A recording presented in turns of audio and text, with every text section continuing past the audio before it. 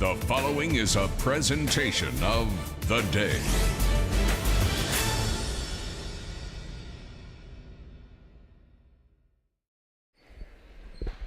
It's semifinals Saturday for the ECC girls basketball tournament, and we are live from Fitch High School as the Division I side of things kicks off with the number 1 seed Bacon Academy Bobcats and the number 5 seed New London High School Whalers. One of 2 games to be followed by NFA and Fitch, and all the action will be live on game day. Game day is brought to you by Waterford Dental Health. Gear up for game day with a winning smile from Waterford Dental Health.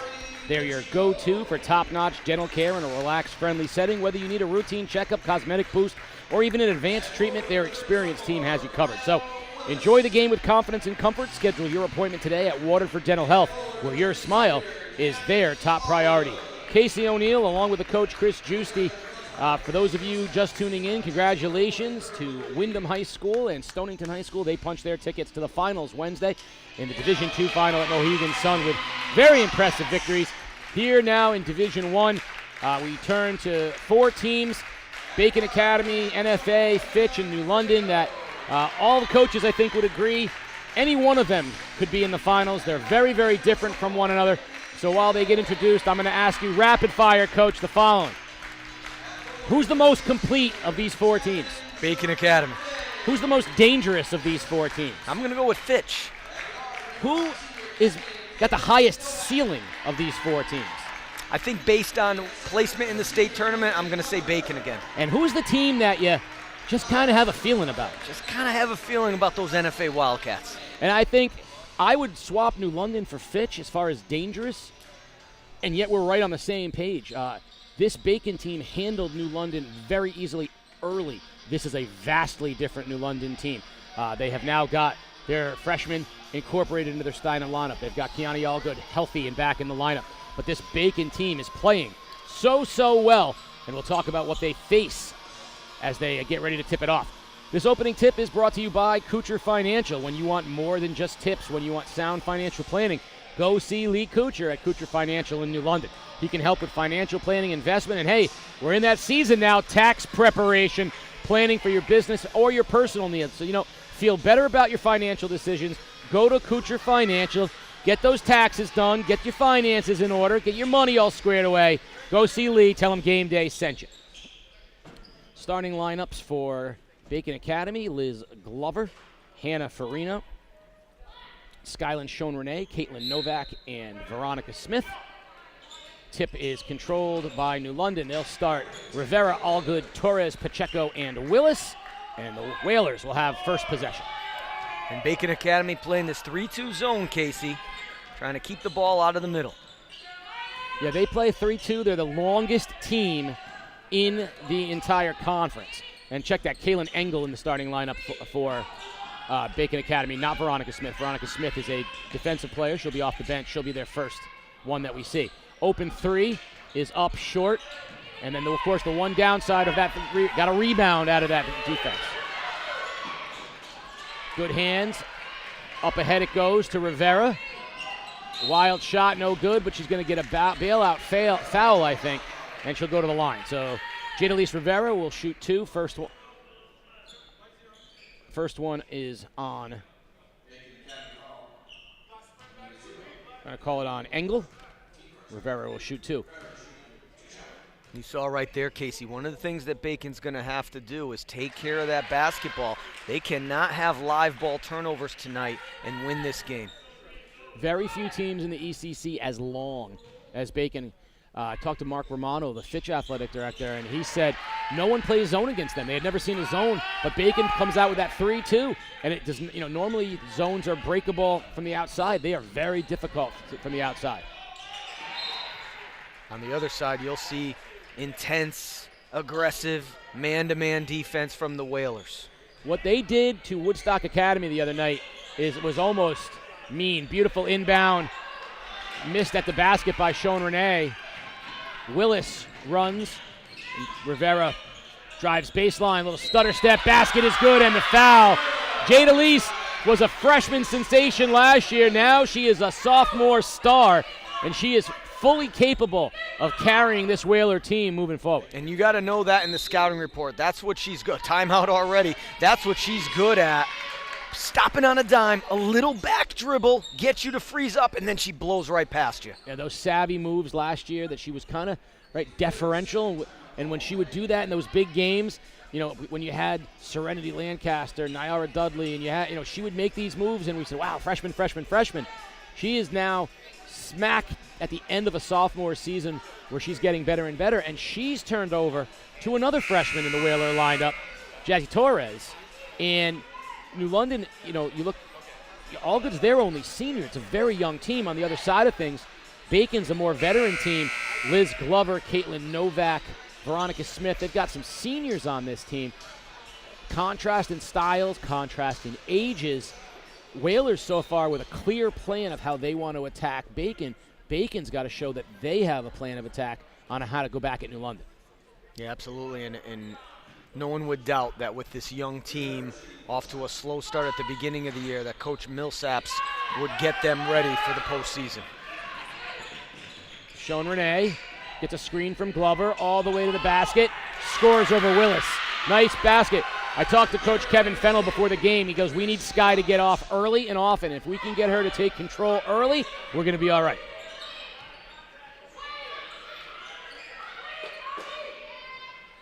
Whalers getting into a set offensive play, a little bit of confusion.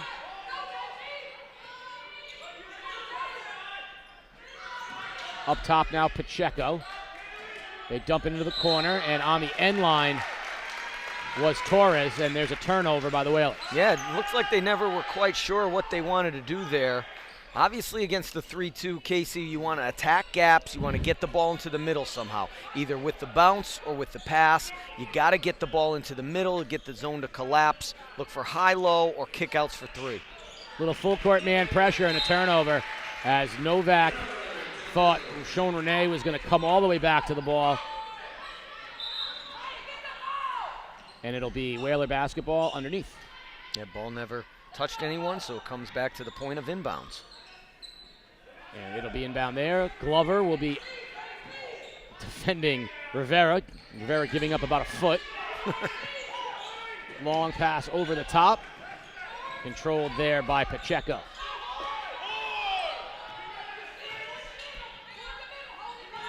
High screen, nice switching from the Bobcats, and they'll switch in this zone as well. And they forced the turnover in the other direction. Good man defense from Kaylee Engel. Yeah, I think because of the baseline out of bounds, Casey, they were actually in man that possession, and New London was unsure of what defense Bacon was playing. New London in the full court man. Rivera picks up Engel. Great defense and a turnover. Rivera all the way to the basket, can't get it to go, and a foul as Novak got the rebound, and she'll be fouled. Looks like that'll be on Pacheco. There's no reason, though, to leave Kaylee back there alone with Jada Lease. Just bring somebody back, use the pass. Don't try to dribble through this pressure. You're going to exhaust yourself. And there's another turnover unless Sean Renee can get there, but she can't. Allgood got there first.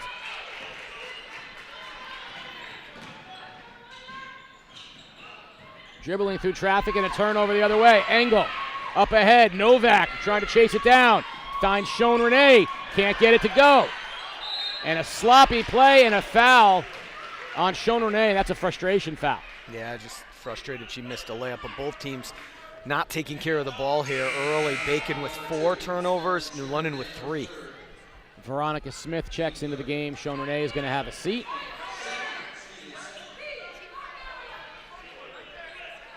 But this is the sort of the blueprint on how to attack Bacon, is to try to pressure the guards and try to force them to handle pressure. Not everybody can do it.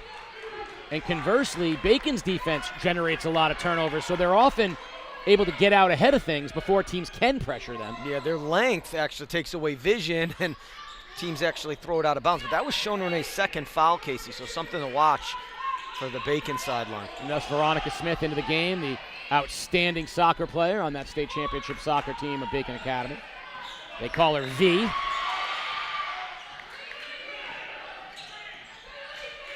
Look at the great ball handling. but good defense by Engel on the ball. And yeah, man, which is something you don't see a lot of from Bacon. Shot clock down to long three from Rivera. Oh, she buries it at the buzzer. Shot clock was down to nothing, and Rivera got there.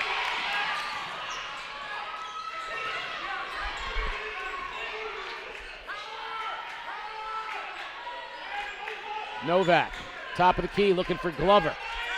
Glover trying to post up on Allgood.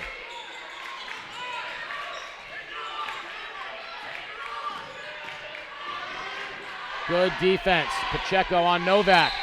And Rivera so quick into that passing lane, knocks it out of bounds.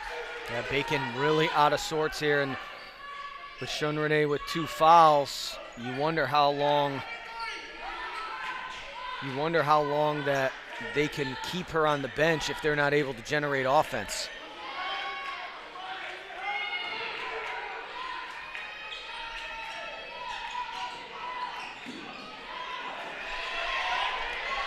Glover at the shot clock violation. She can't get it to go down, but good hustle. And it didn't hit the rim, so shot clock violation anyway. And New London is doing all this with one of their proven veterans. Nariah Dudley has not played a minute yet. So this is even more impressive that the Whalers are commanding this game without Dudley on the floor. She is in uniform on the bench, so we'll see when she might get in. Turnover as Rivera went a little high. And this is like,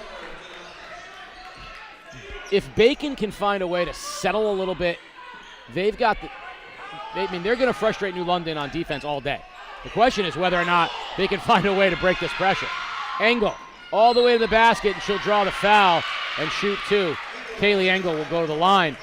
I mean, you can see there's a turnover waiting to happen every time either team has the ball. Well, Kaylee has the ability. She's definitely dynamic enough, and she's strong with the ball, but, like, why do you want to exhaust her?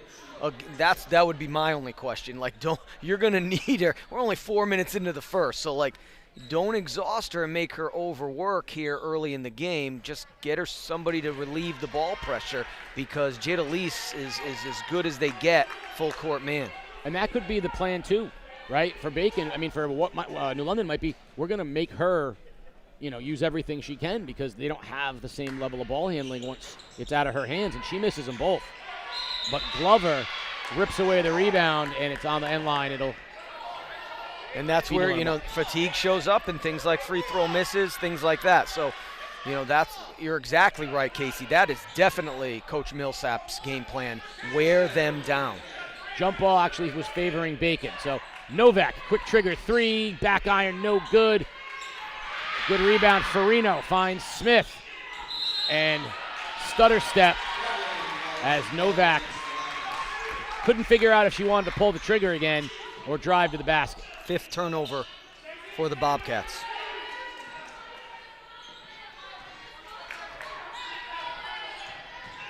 Look at Rivera split a quad team and then a late foul. That's on Engel. That's her second. Yeah, that's a tough one. Kind of a bailout. This 1-2-2 half court, 3/4 court, a staple of Coach Fennell's defensive regimen, even when he was coaching the boys at Bacon. With the length that his girls have, it's really hard to see who's open. I don't think they can play man if they've got Sean Renee and Engel both with 2. They're going to have to try to massage the zone, wouldn't you? I mean, a man's a recipe for foul trouble. A great rebound underneath. Allgood, mistimed jump on the baseline allowed Allgood to get the offensive rebound. And then a nice steal that from behind. Rivera got hands on it. Willis to the basket, strong. And Glover finally comes down with it, but she turns it over. Rivera. Willis, and right now New London pressuring. Engel up ahead, one-on-one with Pacheco. Check it, one-on-one with Torres, and scores. What Bacon needs to do now, drop back in that zone, try to catch your breath on defense, expending so much energy on offense. Catch your breath a little on defense. Use your length to slow the Whalers down. Get those arms up, take away vision. Dangerous spot here. They're going to put Sean Renee back in at 2.5 with 2 fouls. It's smart, though. You can't let this game get away. It's playoff time. Shot clock down to 2. Another step back 3. Got it! Oh, man! Jada Lease is sweet. That is just too cold and too tough. Good defense for 33 seconds. Novak tries to answer no. Tipped. Engel. Just inside the 3-point line. Short. Tipped again. Rivera comes out of it. Good look, but it couldn't get through the length of Farino. Engel's got all good. She pulls up instead. That's no good, but there's a nice rebound and putback from Novak. The lead cut to 6. I like when they extend this pressure up to half court. Get those arms up, take away vision. It's harder for Jada Lease to throw it over the top from so far away. And a turnover there. You're right, the length is definitely troublesome. Now Sean Renee is going to come back into the game, as is Maddie Ives. And that's going to give Smith back to the bench. It's also going to give Engel a breather. So who's going to be the ball handler here? Usually that falls on Novak at this point. And it looks like instead they're going to let Sean Renee, and they're just going to run.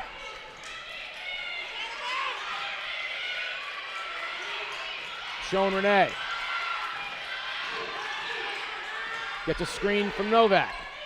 Tip, out of bounds off of Glover.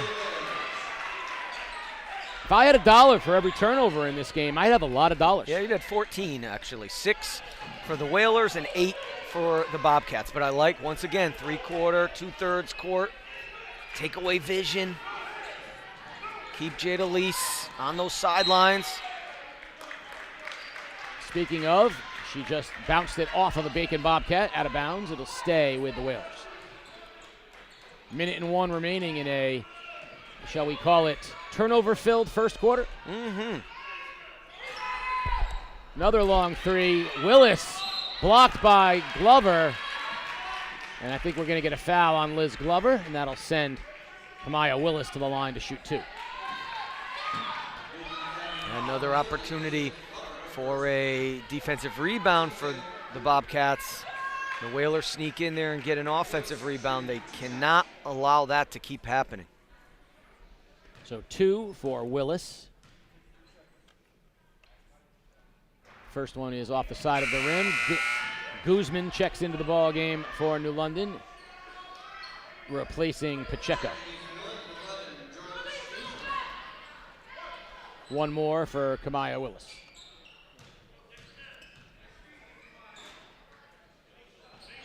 Buries the second one.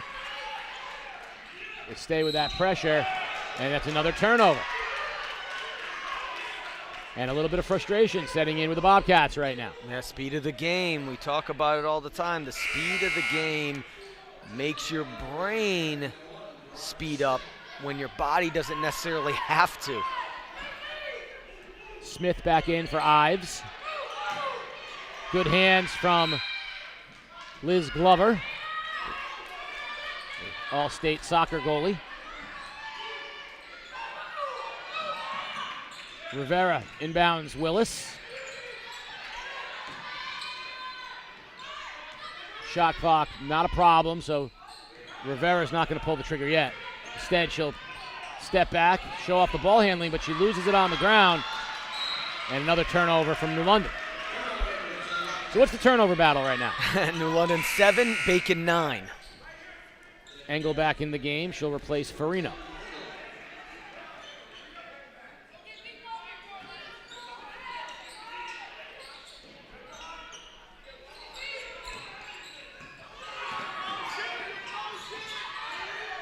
Good hands from Willis. Sean Renee in dangerous territory. However, Novak comes and backs her out. And she'll be up by the midcourt line. Shot clock, game clock, both at around 18 seconds. Novak, pull up, bang. Caitlin Novak from the elbow, dangerous. Lead to 5. Whalers going to play for the last shot. Rivera's knocked 2 of the shot clock buzzer beaters already. Nice hands from Sean Renee, out of bounds with 2.3.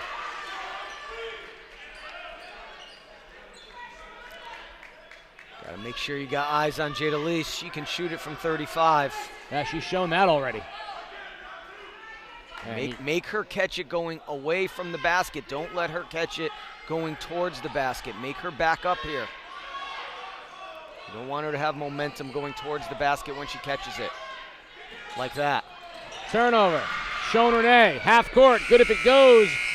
5-point Whaler lead at the end of 1. We'll be back with second quarter action. You're watching Game Day live on theday.com. Here at Game Day, we're proud to bring you unrivaled video coverage of local high school sports. All of it free for you to watch. These videos are not free for us to produce them. If you'd like to ensure that we can keep covering your school and your teams, there's a few ways that you can support us. Hit up our merch store and pick up some Game Day gear in your school colors. Our camera operators are always looking for those shirts and hoodies in the crowd, and you may see yourself on our next live stream. We get a lot of support from businesses in our community, and if you'd like to join them as a sponsor, send us a message and we can connect you with our advertising staff. Finally, The Day is the organization behind everything we do here at Game Day. If you want to support The Day's community journalism, consider a print or digital subscription at theday.com/subscribe. Well, the first quarter was a testament to defense or a poor commentary on offense. Either way, the turnovers, the story of the first quarter. Juice, 16, 17 turnovers in that first 16 turnovers, but fascinating. 7 turnovers for New London, 9 for Bacon. Fascinating the way they came, right? New London speeds you up. They have active hands, and they make you make decisions quickly. Bacon takes away vision, and you're trying to throw passes and like fit them in the small windows, almost like a football quarterback, and that's how they cause their turnover. So both teams causing havoc in different ways. It's very unique, and it's entertaining right now. Whalers will have the ball to start the second period with a 5-point lead. Jada Lease Rivera, dynamite. That was 5 points, really a function of her knocking down shots at the end of the shot clock. Twice Bacon had them down to nothing, and Jada Lease bailed them out with long threes. First turnover of the second quarter belongs to New London. New London trying to catch up. They have 8 now. And once again, that zone, that length, there's nothing. It doesn't seem like there's anything open in the middle. They just keep passing it around the perimeter. Screen by Glover, and she's going to draw the foul. She dropped the shoulder, and that's 2 fouls on Liz Glover. So 2 on Engel, 2 on Glover, 2 on Sean Renee. Bacon's got to be careful. I can't believe I'm going to say this, but Bacon has more turnovers than points. It's true. That's we saw New London really dismantle Woodstock in their previous game by doing this exact thing. They almost shut them out in the second period. Willis, no good, back iron. Glover, tip, back in the hands of Rivera. Good hands by Engel. Steal, up ahead. And fouled going to the basket by Torres. And Kaylee Engel will shoot 2. Good hustle by Torres, though, preventing the breakaway layup. Bacon must secure defensive rebounds. They cannot continue to allow New London to keep getting second chance opportunities, especially with this height advantage. That's just effort.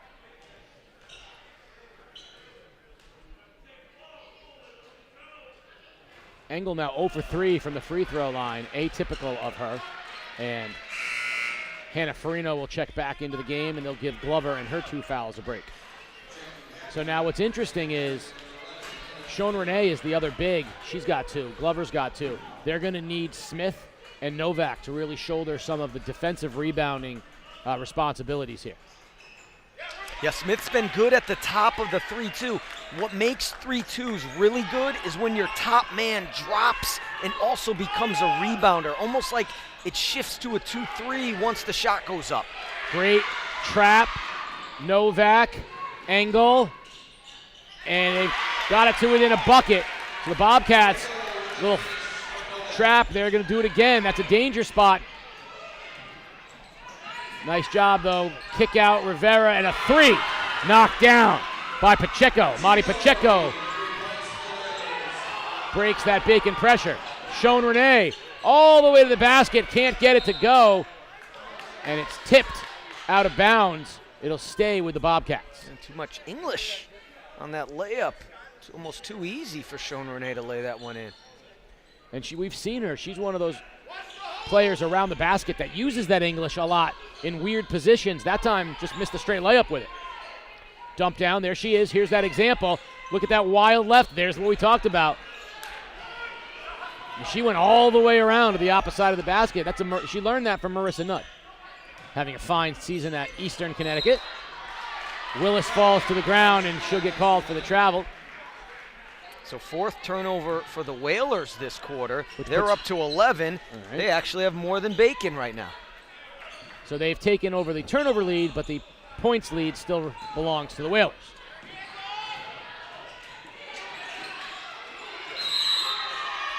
And another turnover by Bacon on the line.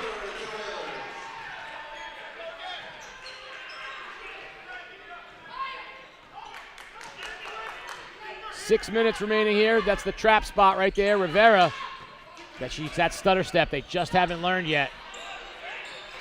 She gets away with, teams think they have her. She does that little hesitation, Tyson Wheeler-esque. Good drive baseline and finish by Engel.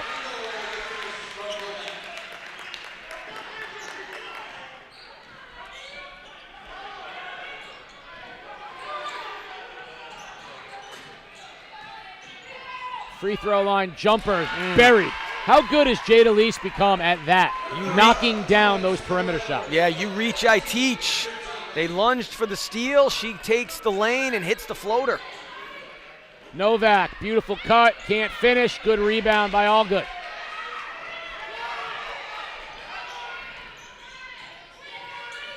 There goes the hesitation and the blow-by and the foul on Veronica Smith. She is so... You think you've got her figured out, and she just has a gear. You can't reach. You have to keep her in front. And it's so hard because she's so good at that quick release 3, but you got to try to keep her in front, and then once she rises up, try to challenge that shot. Maddie Ives back into the ball game for the Bobcats. I was from Boston for a second, the Bobcats.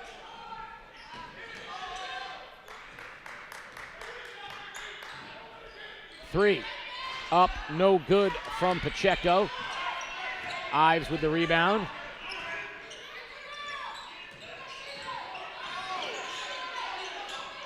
Nice cut by Engel. Pull up, backboard, too strong. Willis out of the pack for the Whalers. Nice job by Smith cutting her off and rebounding. Keep somebody back here with Kaylee just in case. Foul on Rivera, and she didn't have to. She had Engel in that danger zone ready to fall back over into a backcourt violation. But just keep somebody back with her parallel so you don't have to make her work that sideline. Then she can pass and cut, a little give and go. Sean Renee. Drive. Can't finish. She got herself under the basket, but gets her own rebound. Farino.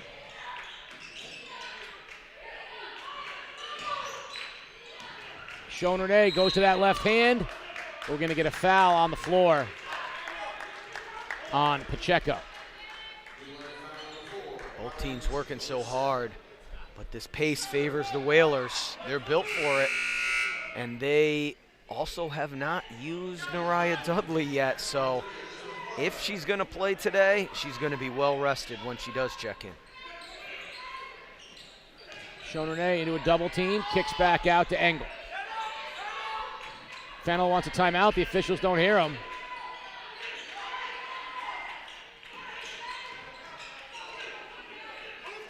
Nice cut. And no basket, but Glover with the offensive rebound. Gets it back, kick. Wide open 3 for Sean Renee is no good. Another offensive rebound by Engel, and a wild turnaround goes and it cuts it to 3. And that's what the Bobcats have to do. Hammer in the rebound action. Get those extra opportunities. Use your length.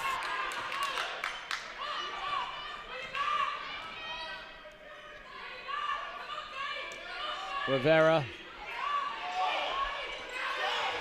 Whalers a little out of sorts.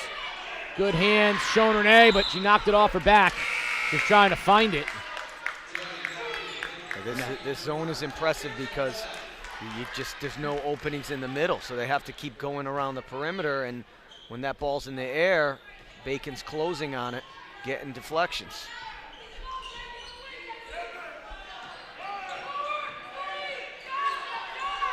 Shot clock violation if they don't get it off. There's the first shot clock violation we've seen in the other direction. New London, they didn't have Rivera to knock down the long three that time.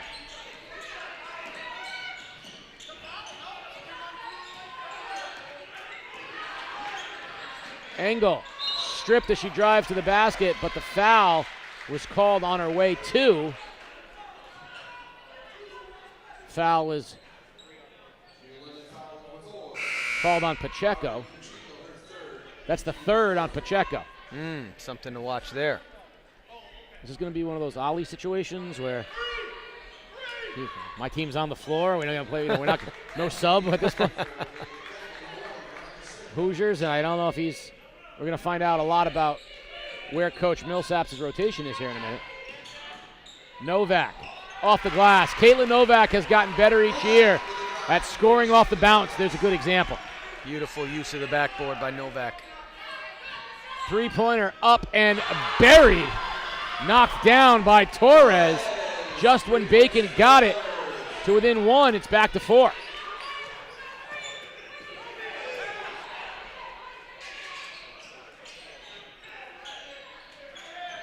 Novak has the size advantage, but great defense. 3, I think that might have been tipped.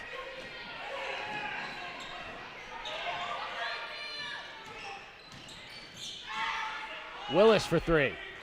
In and out, no good. Glover, nice job there of the press break. Up ahead, Novak. Stopped. Let Torres fly right by. Finishes off the glass, and the lead is 2 for the Whalers. Yeah, beautiful land on 2 there. Fly by.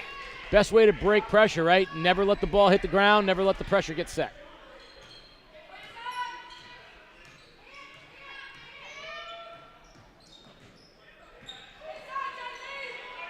Three, no good. Rebound, Glover. Bacon doing a better job the last couple possessions with defensive rebounds.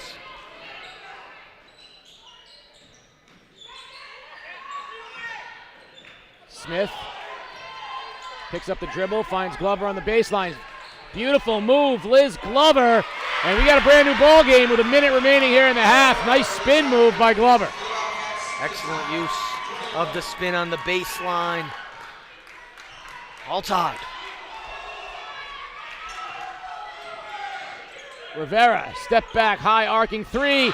Bank is open for Jada Lease. And it's a 3-point lead for the Whalers. All Kevin Fennell can do is shake his head on that one. Good defense from the Bobcats. Nice dump down to Novak, but better hands by Rivera. Block. Glover got there, out of bounds with 22 seconds remaining. And into the game, Guzman will check in. Shot clock off. And London can hold for 1 if they want. Kylie Filaramo.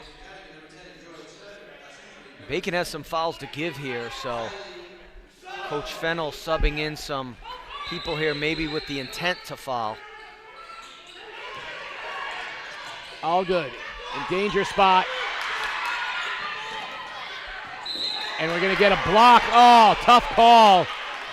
Tough call on Filaramo as Willis ran right through her, but she didn't quite have the position, and Willis draws the foul on Filaramo. And that was a good sub by Coach Fennell because you use up a foul with a player that's not used a lot, and you still have another foul to give.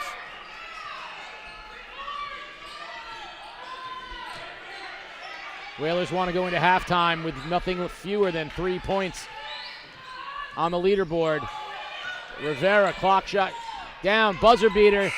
Can't get that one to go. We're at halftime, and it is a 3-point Whaler lead, 24-21 in what was a wild first half filled with turnovers. We will be back with some commentary and look at the second half as well as second half action on the other side of things. It's semifinal Saturday in the ECC girls basketball, and you're watching Game Day live on theday.com. It's time for the Athletes of the Future, Grade 8 Plays of the Week. Let's start with Griswold basketball. Aiden Cutter gets the loose ball on the floor, pass from his back to Braden Widener, ahead to Caden Kozlowskis, back to Widener for the basket. At number 7, easy basket for the Whalers? No, Kaylin Delaney with the big block. At number 6, Alex Starts. Waterford swimming in the 100 butterfly versus Fitch. He gets to the wall second after 75 meters, but what a final 25 meters for Starts all the way back for the victory. At number 5, Blake Abdulovsky and Brady Erickson. How do you beat a 2-3 zone? Look at the lob. Finish it up, big man. Erickson throwing it down. At number 4, Aaron Guilfoy, Ellis Tech basketball. The long buzzer beater, got it. 62-61 over Lyman Memorial. Celebrate the game winner. At number 3, Gavin Jonash. Killingly wrestling, he's a freshman, but in OT, he comes up big and wins the ECC 106-pound final. At number 2, Stonington Sprint Medley Relay. Max De La Rosa, Chase Spurley, Hagen Drake, and Landon Pelletier win the Class S Sprint Medley. De La Rosa and Drake skipped their individual events to compete in 3 relays because they said, well, I'd rather go all-state with my friends than all-state by myself, and they bring home the crowd.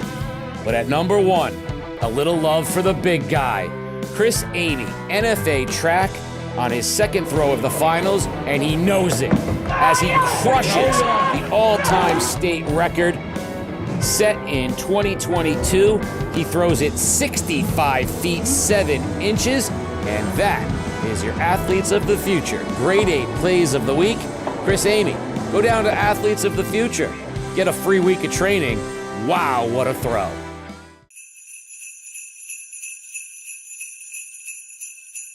On the first day of game day, the people just might see a wide open corner 3. On the second day of game day, the people just might see 2 legs of scooping. On the third day of game day, the people just might see 3 players passing.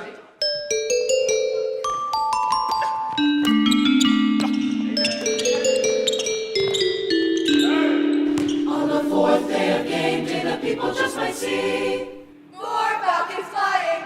On the fifth day of game day, the people just might see 5 golden rings. On the sixth day of game day, the people just might see 6 swimmers swimming. On the seventh day of game day, the people just might see 7-second pin. On the eighth day of game day, the people just might see 8 Plays of Greatness. On the ninth day of game day, the people just might see 9 bears are running. On the 10th day of game day, the people just might see 10 teammates working.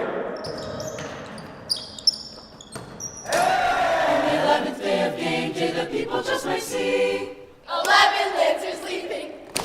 On the 12th day of game day, the people just might see 12 tumblers tumbling, 11 Lancers leaping, 10 teammates working, 9 bears are running, 8 plays of greatness, 7 second pins, 6 swimmers swimming, 5 gold rings, 4 falcons flying, 3 players passing, defense is scooping. And a wide open corner.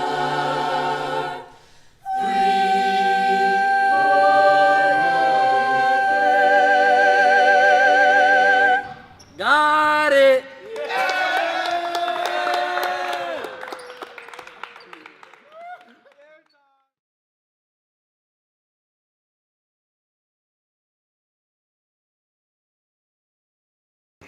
When I had got injured, I had tried to get back up one more time, but I knew it was over, and it really hurt me because we were having a great game. We were about to beat St. Bernard's. We were up 21 points.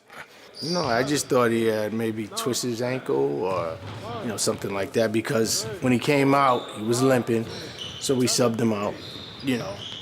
We're not playing as well anymore. They're cutting into our lead. So I walk down the end of the bench again, and I say, what's going on with Savant, man? What are we doing?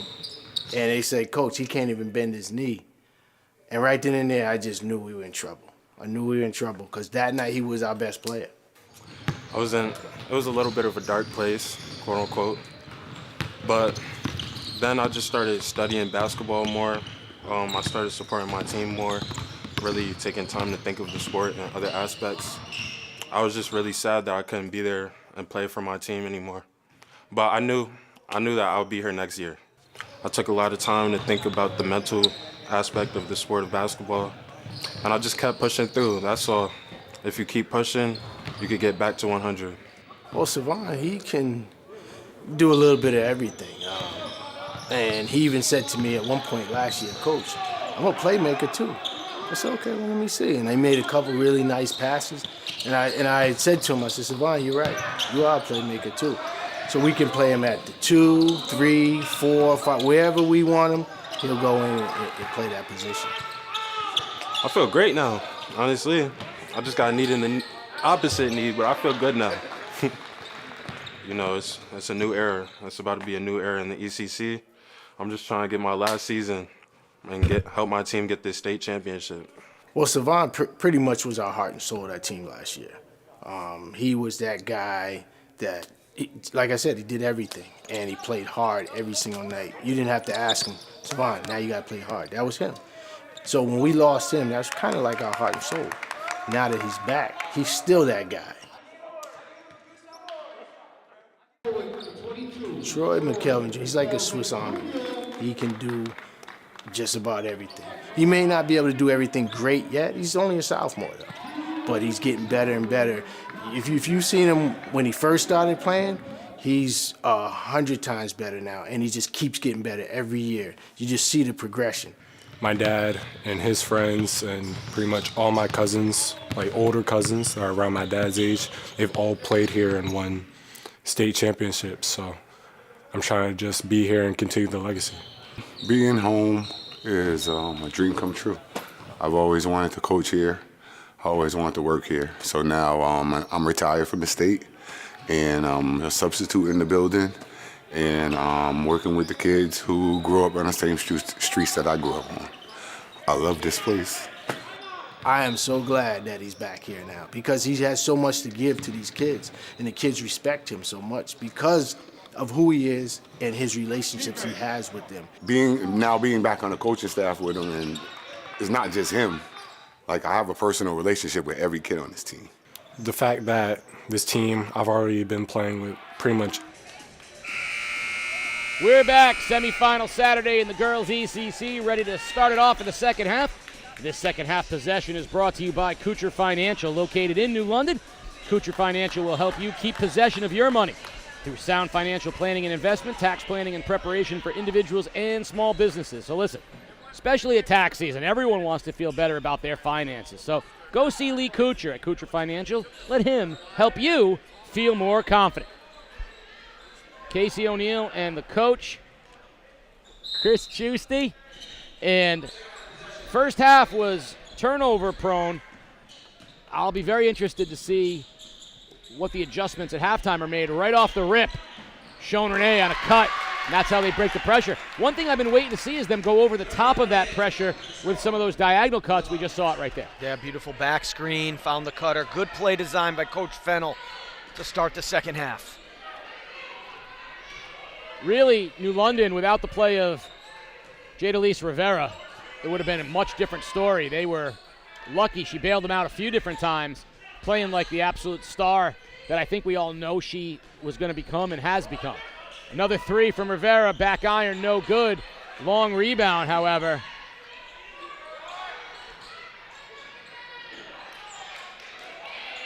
And out of all of that, Rivera ends up with it. And she's going to draw a foul. Be interested to see who that's on. Bacon had foul trouble in the first half. That's on Engel. That's her third. That's tough. 2 offensive rebounds. The last one in a scramble 50-50 situation. Those are 2 of the things that coaches talk about. Keys to winning postseason games: win the rebound battle, win the 50-50 ball battle. I would throw in, you got to take care of it as well. But those 2 especially are harped on by coaches in practices. 1 of 2, and the lead is 2. And New London falling out of that pressure we saw to start the half. Engel all the way, kicks up top. Sean Renee tied up. And a jump ball, and the possession arrow favors the Whalers, so they will have it. Another turnover for the Bobcats. Yeah, the Bobcats took care of the ball a lot better in the second quarter. Only 3 turnovers after 9 in the first quarter. The Whalers turned it over 11 times total in the first half. So both teams starting to take care of it a little bit better.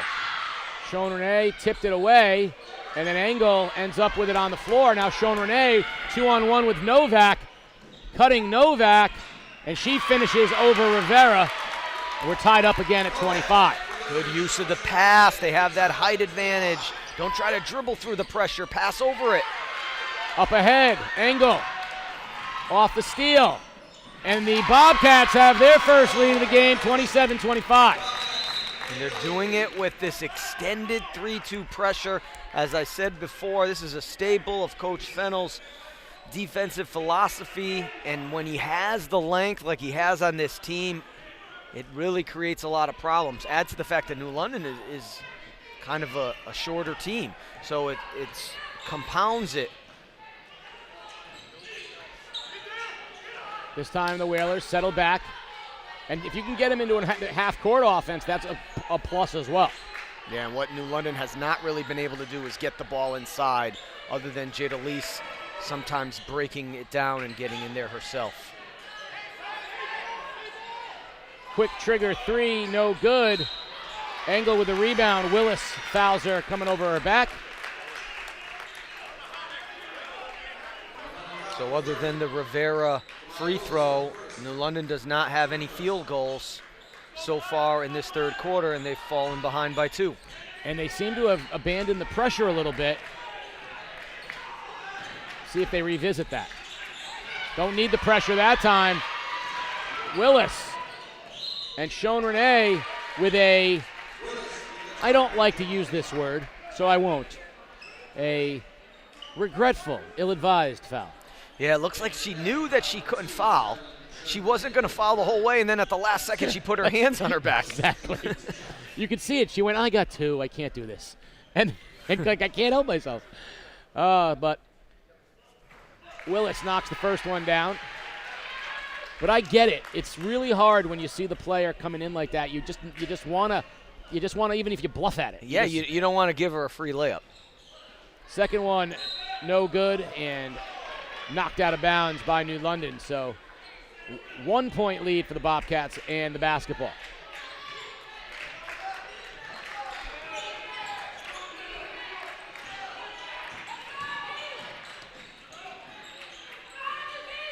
Novak tried to get it to Sean Renee, but good hands from the Whalers.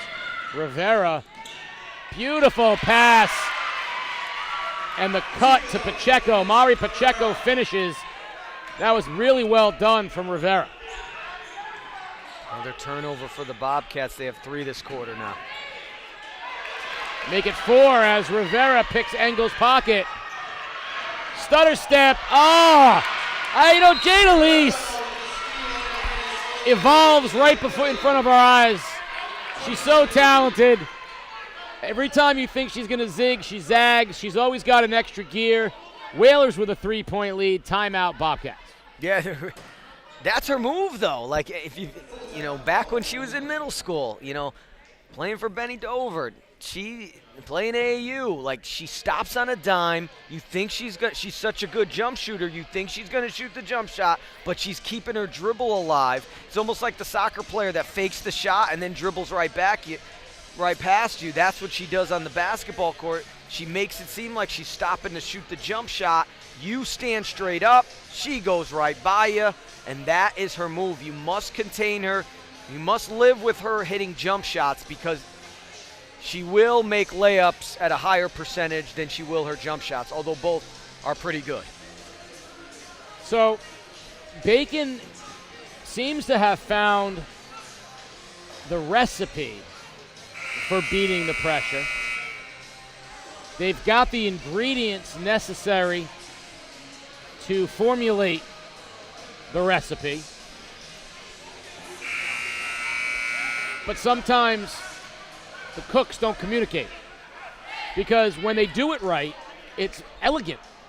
But still too many of the same mistakes, allowing New London to turn them over. Similarly, Jada Lease gets herself in trouble a lot, dribbling into that sideline pressure. She's done a better job staying out in the middle of late. Shone Renee, that's going to be no good. Good battle underneath. Jump ball as Farino tied up Allgood, and the possession arrow favors Bacon Academy.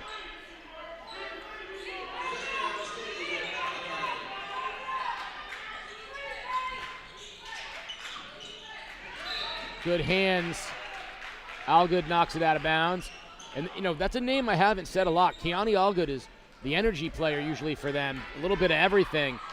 Bacon's done a nice job. She has not really been able to assert herself on the glass, which is where she really thrives. Novak, floater, no good. And out of bounds off of Farino. Whaler ball. Yeah, Bacon's going to have to make some of those mid-range shots. When they went on their run, got back into this game, those were the shots they were making. Good shot selection, just going to have to knock them down.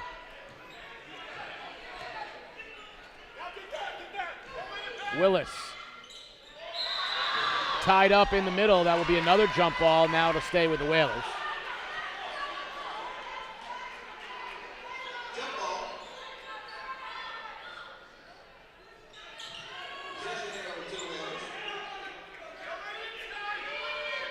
Good hands, Shone Renee. We're going to get a foul, I believe, on Willis on the reach. Good anticipation. Shone Renee anticipating that long pass out, got her fingers on it, and good hustle. Actually stole it with her body.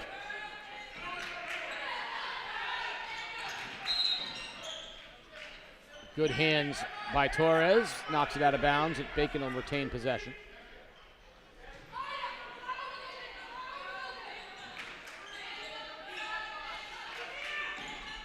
Just keep the ball high on every catch.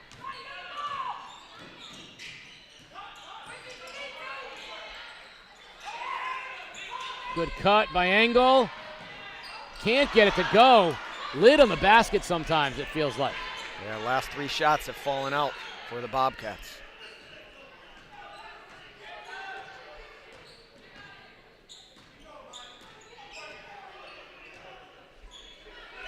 Whalers, a little more deliberate in this possession. Rivera now gets into the paint and gets them soft bounce. Keeping her pivot foot, Casey, all the way around 360 degrees. Novak finds a little daylight. Nifty move. Caitlin Novak's a scorer. She shows it. They needed that. Good drive, good use of the backboard.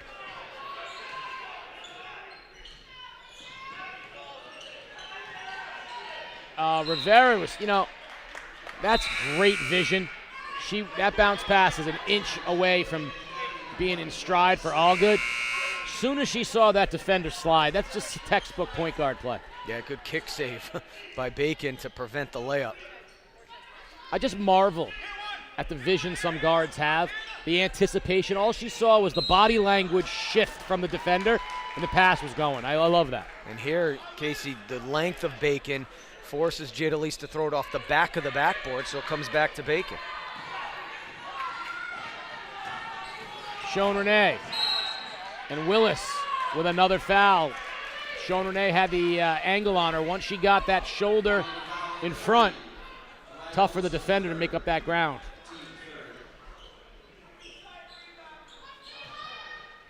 Three on Willis. Sean Renee with the cut, can't get the left hand to go though. Bacon getting better opportunities, not taking advantage. Great out of bounds play. Needed to finish that one. Sean Renee, good hands with the steal. Has her teammates. Finishes instead as she had a step. Cuts it to one.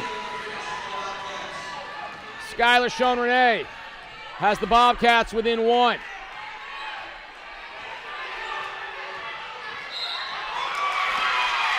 Backcourt violation. Rivera lost sight. I will admit, I don't love the volleyball court, basketball court with this color at Fitch, because those lines, if I'm a guard and I'm looking down, you could very easily kind of mistake what line's what, but you got to have a better sense of where you are. And London's now turned the ball over 3 straight possessions. Smith, beautiful cut to Novak. The lifelong friends, soccer teammates, connect, and the Bobcats go up one.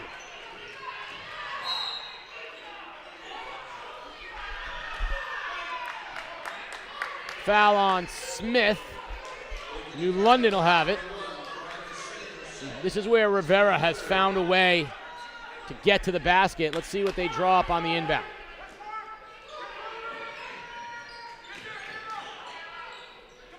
Hands, Bacon has them on the basketball. New London comes back with it. All right, Rivera. Long step back three. Good! Jadalise. Automatic from top of that. Key. Yeah, that was a sleeping moment by the Bobcats. You can't let her take that shot. Novak. Step back. No. Sean Renee. Too strong. Back and forth we go. It feels like Bacon missing the opportunities that the Whalers are seizing. Out of bounds, it'll be Bobcat ball. Yeah, it really has the feel of a championship game here. It's back and forth, heavyweight fight here. And a timeout from the Whalers. And that's because Jadalise Rivera ran over to Coach Tim Novak and said to Coach Millsaps, my ankle, my shoe, like I need a minute. So we'll take a quick minute. We'll be right back. 1:22 remaining, 2-point lead for the Whalers. You're watching Game Day live on day.com. Communities that are no longer covered by local newspapers become news deserts that lack journalists providing government oversight and access to quality information. The Day is committed to providing comprehensive news coverage in every town in southeastern Connecticut, but we've had to scale back coverage in some towns, including Ledyard and North Stonington, due to market forces affecting local news companies around the country. We need the continued support of the communities we serve to help fund additional staffing that enables us to provide the kind of coverage our readers expect in every town in the region. If you'd like to support the Day's News Desert Fund, please visit givebutter.com/theday.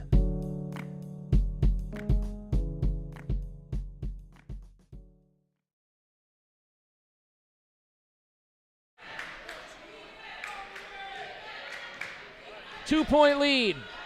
New London Whalers on top. Engel for the Bobcats. It's been back and forth. And it's a break for Bacon as that ball was headed towards no one, but Willis didn't know that, got her hand up to deflect it, and then ends up deflecting it out of bounds. Bobcats have the ball. Novak to Sean Renee. I love that play, but Sean Renee can't finish at the basket. Yeah, the fake handoff, had the wide open layup. Got to keep your eyes on number 2 here. Do not let her get into the lane. Do not let her have time to set up her jump shot. Shot clock at 15. Rivera picks up her dribble. Willis drives baseline. Good hands from Glover. We're going to get a traveling call on Sean Renee. That's good defense from Torres. She stepped in and forced Sean Renee to alter her footwork. 5th turnover from Bacon this quarter. New London actually has 6 turnovers this quarter. Last possession, very good defense from Smith at the top of the key on Rivera, but now they flip it around. Smith down on the baseline. Shot clock off, 30 seconds remaining here in the third period. 2-point Whaler lead. Jadalise Rivera with the basketball. She's going to look to either drive or pull up. Farino has to know that. 10 seconds, she's going to go. Crossover, drive to the right hand. In the lane, little floater, no good, ball loose. And we're at the end of 3. It's a 2-point Whaler lead. It should be one heck of a fourth quarter on the other side. You're watching Game Day live on theday.com. It's time for the 2025 Best of the Best Reader's Choice Awards contest, brought to you by The Day. This is your chance to let us know who your favorite people, places, and businesses are throughout southeastern Connecticut. And now we're including a Game Day category where you can nominate high school athletes, coaches, and plays of the season. Submit your nominations daily in each category now through February 23rd. The more you nominate, the greater the chance your favorites have to make it to the voting round. View full contest details and nominate now at theday.com/bestof. Remember, nominations close February 23rd, so don't wait. It's the day's best of the best. We're back, semifinal Saturday in the ECC girls basketball tournament at Fitch High School. The New London High School Whalers with a 35-33 lead over the number 1 seed Bacon Academy Bobcats as we start the fourth quarter, Juice. What does New London need to do to close this thing out and move on to the Sun? Well, surprisingly, both teams have 17 turnovers, so for all we said about Bacon having trouble with New London's defense, New London's having just as much trouble with Bacon's length. New London needs to take care of the ball and continue to try and get extra opportunities with offensive rebounds. They're not getting a lot of easy shots. I think regardless of who wins this game, no matter who wins, they're going to go, well, we can't play any worse than that in terms of the turnovers. Engel got all the way to the basket. No, but Sean Renee, offensive rebound. She finally gets one to go near the basket and ties us up at 35. I mean, realistically, New London's doing this with one offensive threat. Yes. And they're not shooting the ball well. They're 12 of 32, but they have made 5 of 16 threes. Bacon has not made a three-pointer tonight.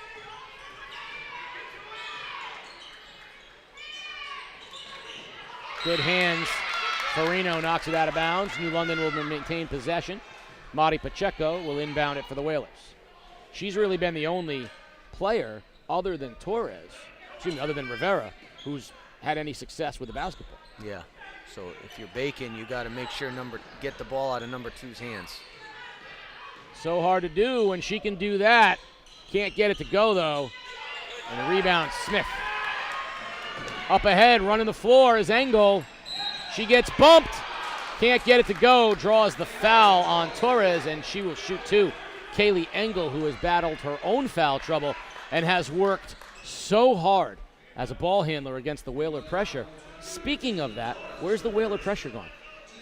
Yeah, interesting decision at halftime. Coach Millsap's pulled it off. They're still aggressively defending in the half court, but they haven't used the full court man as much or at all really this half. Glover checks back in the game. Smith will come out. Engel short on that first free throw. I would suspect that we're going to see it at some point in this quarter, though. Well, if they get behind, you know you're going to see it. That's for sure. Question is, if they maintain a lead of a point or two, will you see it then?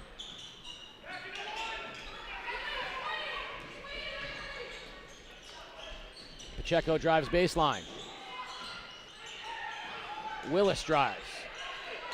No good. Gets her own rebound. Put back, no good. Sean Renee rips down the rebound. Good decision by Sean Renee. Novak for three, no good. Glover right there for the offensive rebound. She's fouled. She'll go to the line.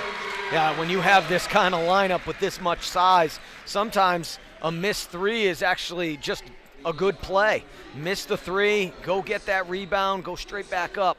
And that's what Bacon did there. They have not made a three tonight. They're 0 of 7 from three-point range, but a timely rebound there by the Bobcats.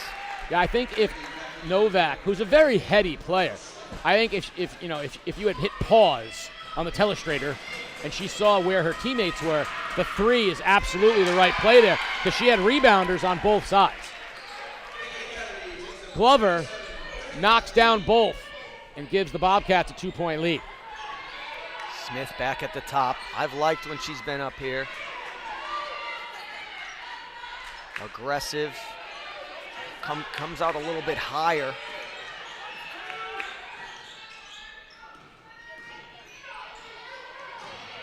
Good hands.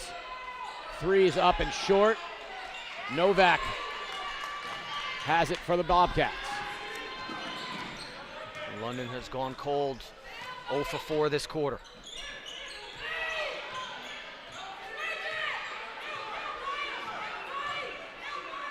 Little high-low. Sean Renee catches it. Fouled by Jada Rivera on the catch. Crazy. Jada Lease playing man-to-man against Sean Renee. Like you said, maybe giving up a foot, literally. Dump down Glover, but great hands. There's Allgood on the defensive end.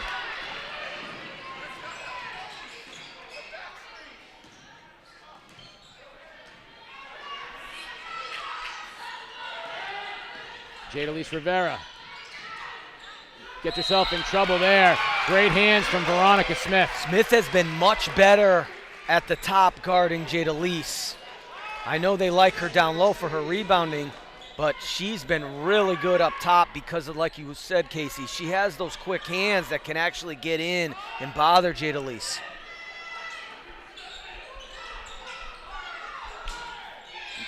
Great hands from Glover.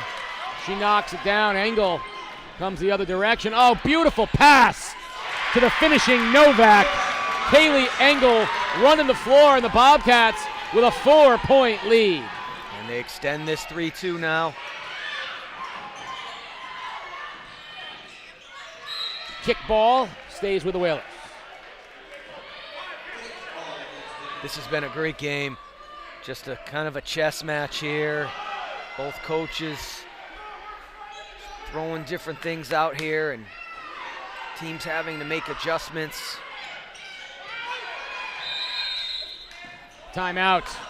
Tammy Millsaps with 5:12 remaining as the Whalers were in danger of a 5-second violation. So she calls a 30-second timeout.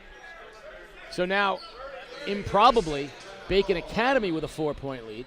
So I ask you the same question I asked earlier, but on the other side, what does Bacon Academy need to do to close this thing out with 5 minutes remaining and a 4-point lead? You know pressure's coming. So on every catch, you got to get that ball above. One of the things that Bacon has done so much better since the first quarter is on every catch, they're getting the ball above their head. They're moving it, pivoting in with it, using ball fakes more often. You don't need to throw the first pass. Use a ball fake.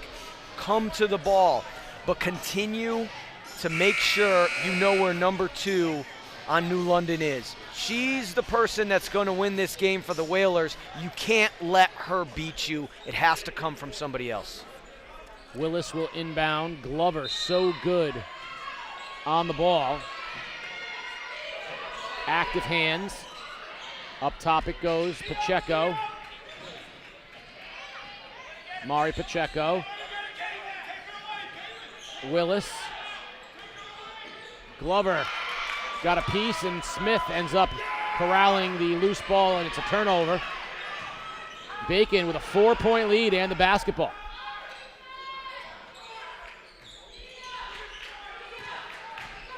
Glover gets a step all the way to the basket, but it was too strong.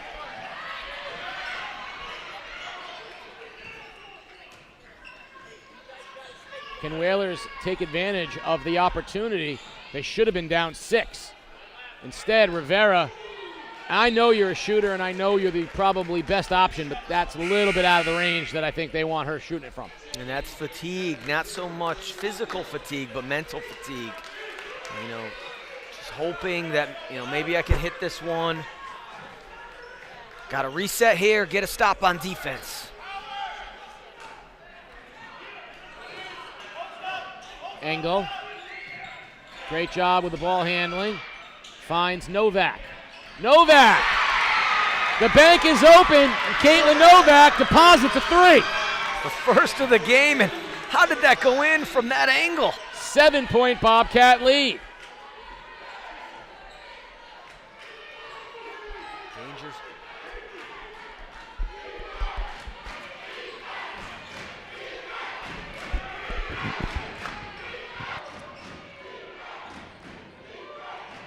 Rivera trying to do it all. Breaks a triple team, but turns it over. Novak, beautiful pass. Engel, great defense. Novak in and out. Shone Renee, offensive rebound. And her and Allgood tie up, and it'll be a jump ball. Pressure comes in the obvious forms and in the less obvious forms. And when New London is up in your grill man-to-man, it's obvious pressure. That Bacon length is like the slow twisting pressure. It's like that vice grip, just choking you out and choking you out and choking you out. It's not obvious, but that frustration both physically and mentally on New London is definitely showing. Yeah, I would say it's wearing the New London down more mentally at this point.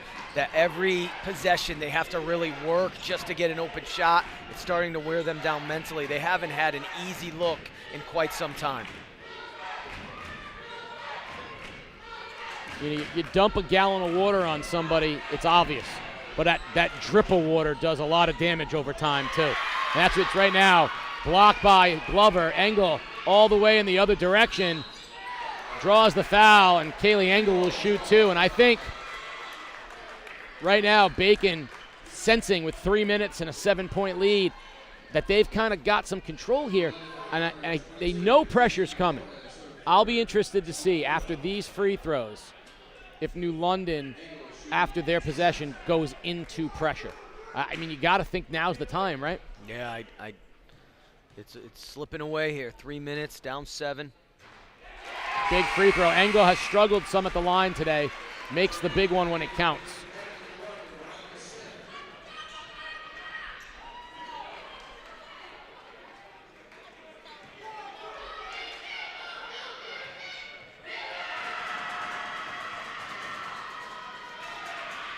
Second one up and good. Timeout. Bacon Academy full timeout. 3 minutes remaining, so we'll take one. Biggest lead of the game for the Bobcats. You're watching Game Day live on theday.com. It's time for the 2025 Best of the Best Reader's Choice Awards contest brought to you by The Day. This is your chance to let us know who your favorite people, places, and businesses are throughout southeastern Connecticut. And now, we're including a game day category where you can nominate high school athletes, coaches, and plays of the season. Submit your nominations daily in each category, now through February 23rd. The more you nominate, the greater the chance your favorites have to make it to the voting round. View full contest details and nominate now at theday.com/bestof. Remember, nominations close February 23rd, so don't wait. It's the day's best of the best. 2 minutes, 59 seconds remaining in the semifinal, first of our two Division I girls semifinals. Bacon Academy has come back and has seized their biggest lead of the game. It is now currently 9. New London will have the basketball.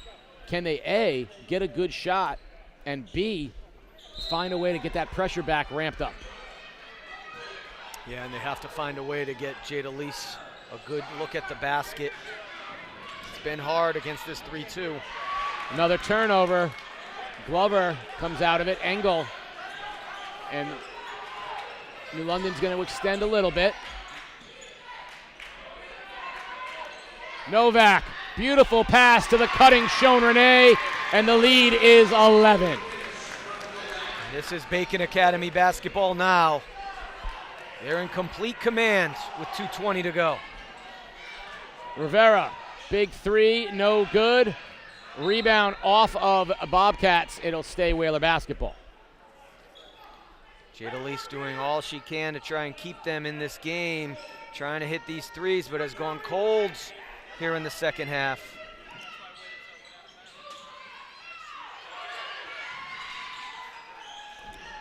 Great hands.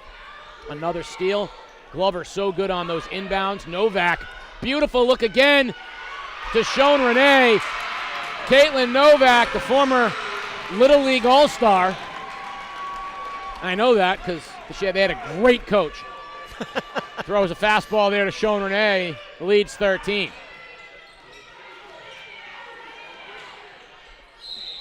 Another great look from Rivera and Bobcats between the hands and the feet. I mean, there's just no passing lanes. If it's there, it disappears. Yeah, and that's, I think, what's really frustrating her. Those are passes she usually completes. Long three, Rivera, that's going to be no good. Engel is going to grab the rebound. Kick out. Novak for three, no good. Smith gets the tip. Novak, dump down, Sean Renee, good hands from the Whalers. Kick out, and a timeout. Bacon Academy, 30-second timeout. Lead is 13 with 1:25 remaining. We'll keep it here.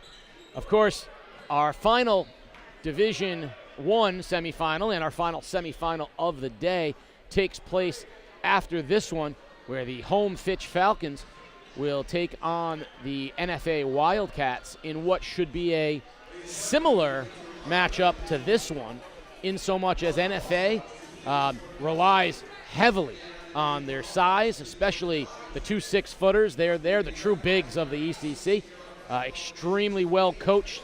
And then on the other side of things, a very dynamic, smaller, pressure-built Falcons team led by another great young head coach, C.J. Parker. And I would think that is the matchup of coaches who have had the most success as players on game day. You would know. That's probably true.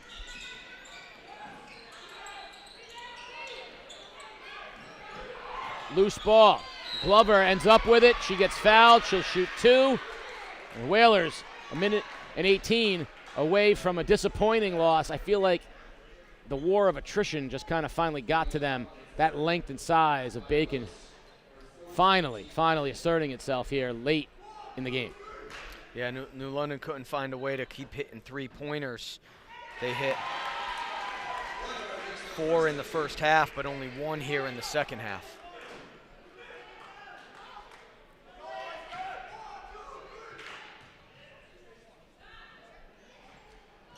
Second one no good. Smith with the offensive rebound.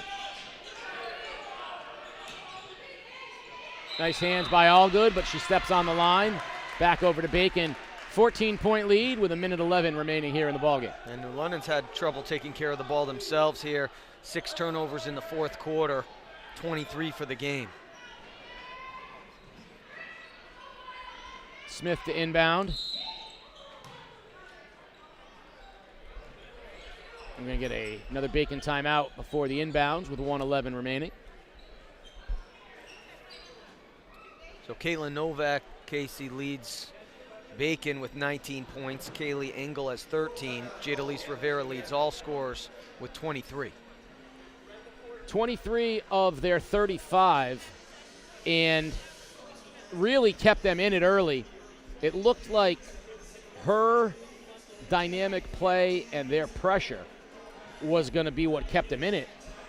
Then her dynamic play became more difficult with Bacon's length asserting itself a little bit, and then New London took off the pressure, and I don't know why. I know Bacon had started to find some answers for it, but we didn't see any in the second half from New London, and that was a little surprising. Yeah, but credit the coaching staff of Bacon. They took that big punch early and were able to make an adjustment. Some simple things that they probably coached up, keeping the ball high, not trying to rush things, and using your size. They started to limit New London's second chance opportunities, got some second chance opportunities themselves. Nice inbounds. Glover finishes.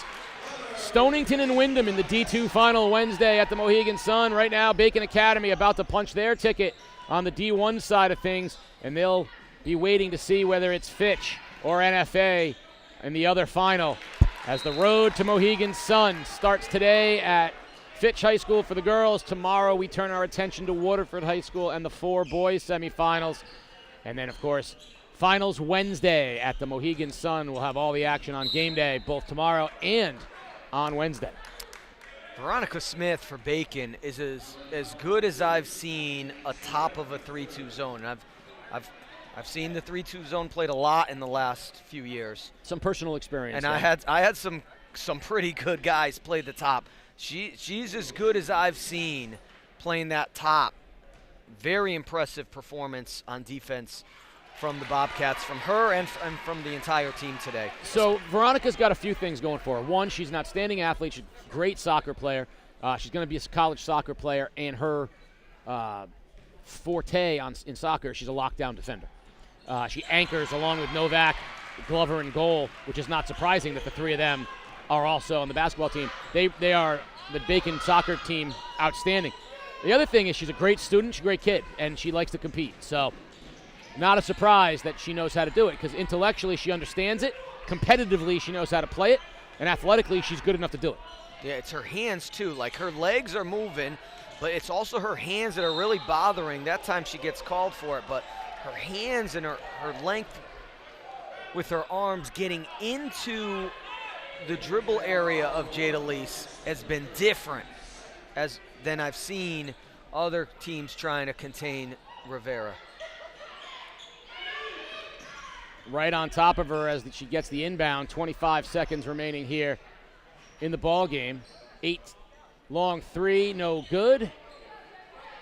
Hard to believe this. It's an 18-point lead. It really is. I mean, the second half is all Bacon. New London went ice cold from three-point range, and that was really what ballooned their lead in the first half, and then Bacon chipped away at it, got it down to 3 at halftime. At the end of this one, I'm going to head out and grab the winning coach, Kevin Fennell, as well as our Roberto's Log Cabin player of the game day. And Juice will keep you here. And then we'll be back for the game 4. Let me go grab them.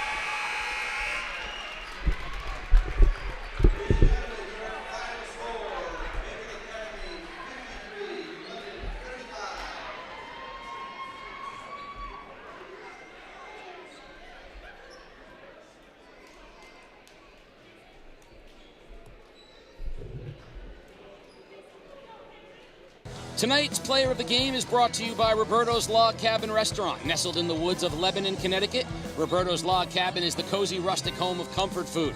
Family owned and operated, the Cabin, as it's fondly known, offers a diverse menu of hearty fare from burgers to the best ribs in the state.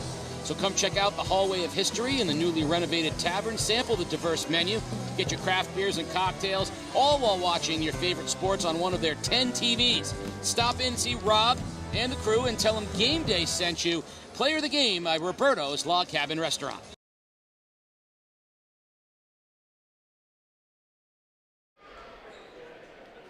Okay, we're back here at Fitch High School, where we have just seen Bacon Academy knock off New London to advance to the finals of the Division I Girls ECC tournament at Mohegan Sun on Wednesday night.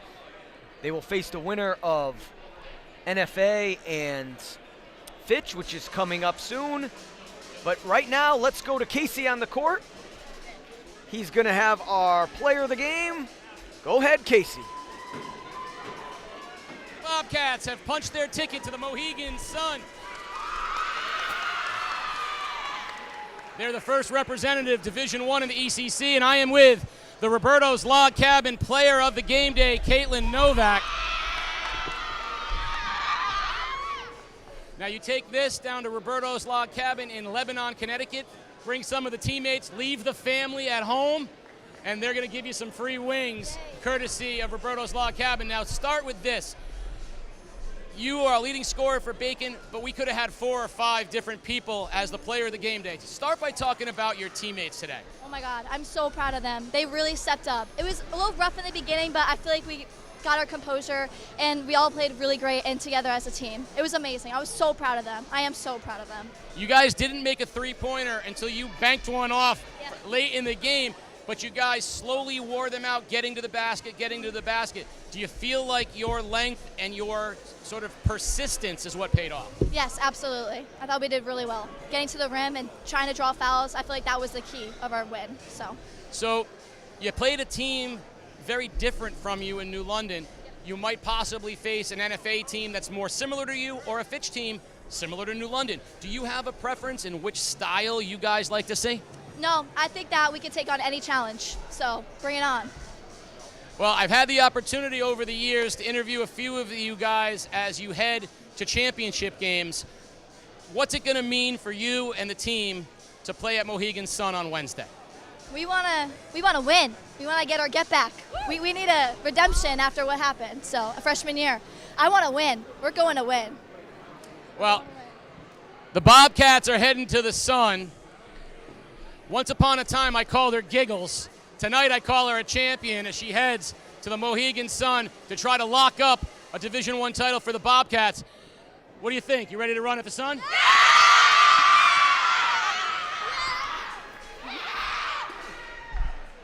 I'm going to bring in Coach Kevin Fennell. It took a little while, but you guys seem to kind of get your footing under you. What was the message early, a couple early timeouts, to get them sort of settled? What we knew is it was going to take hustle plays to win this game. That was one of the keys we had. And the other thing is we wanted to make sure we were contesting all their shots. You know, if they were getting breakouts off of live ball turnovers, or if they were getting open threes off of penetration, we were trying to avoid that. And I think as the game went on, we adjusted well and we're executing those two things. There was a point in the second period where you had more turnovers than points. Very quickly, however, you guys turned it around and forced them into a number of turnovers and then repeatedly got to the basket for good looks. What was it that made that change? I think that speaks to the poise of the girls, the mental durability that they demonstrated.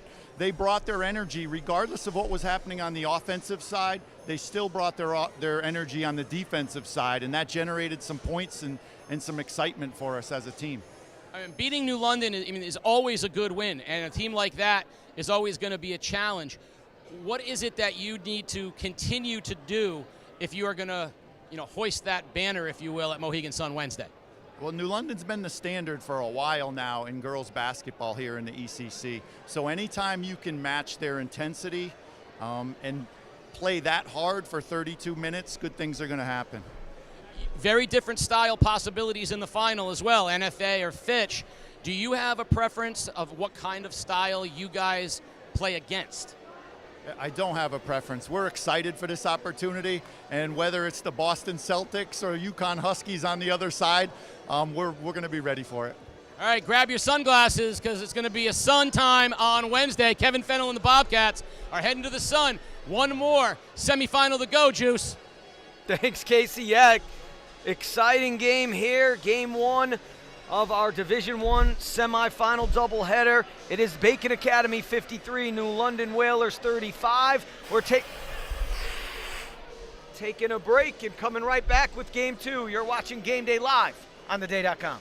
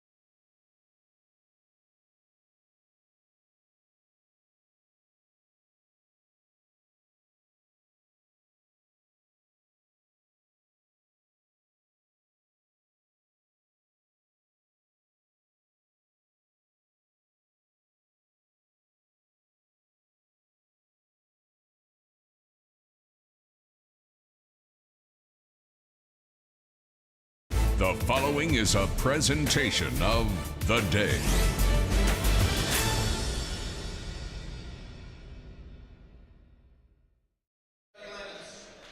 Our final semifinal in the ECC girls basketball tournament, the number 6 seeded and home Fitch Falcons against the number 2 NFA Wildcats, to find out who will face Bacon Academy in the Division I Girls Championship game on Wednesday at the Mohegan Sun. They will join the final of Wyndham and Stonington in the Division II Girls as part of semifinal weekend. Rolls on tomorrow, 4 games with the boys, and all the action is live on Game Day. Game Day is brought to you by Waterford Dental Health. Waterford Dental Health, where your smile is their top priority. They have an experienced team. They've got you covered, whether you need a routine checkup, a cosmetic boost, advanced treatment, whatever you need, located right there in Waterford. They're your go-to for top-notch dental care in a relaxed, friendly setting. Gear up for game day with a winning smile from Waterford Dental Health. Casey O'Neill, along with the coach, Chris Giusti, and we saw a Bacon Academy Bobcat team win a slow, grueling game against New London. Looking at this matchup, NFA, a lot of size. Can Fitch find a way to counter the size of NFA, especially the 2 big 6-footers that the Wildcats bring out? Slow and grueling is how the NFA team likes to play. Very methodical, will like to run offense and run the offense through their post players. Fitch, quite the opposite, wants to speed you up, make it messy, and shoot a lot of three-pointers.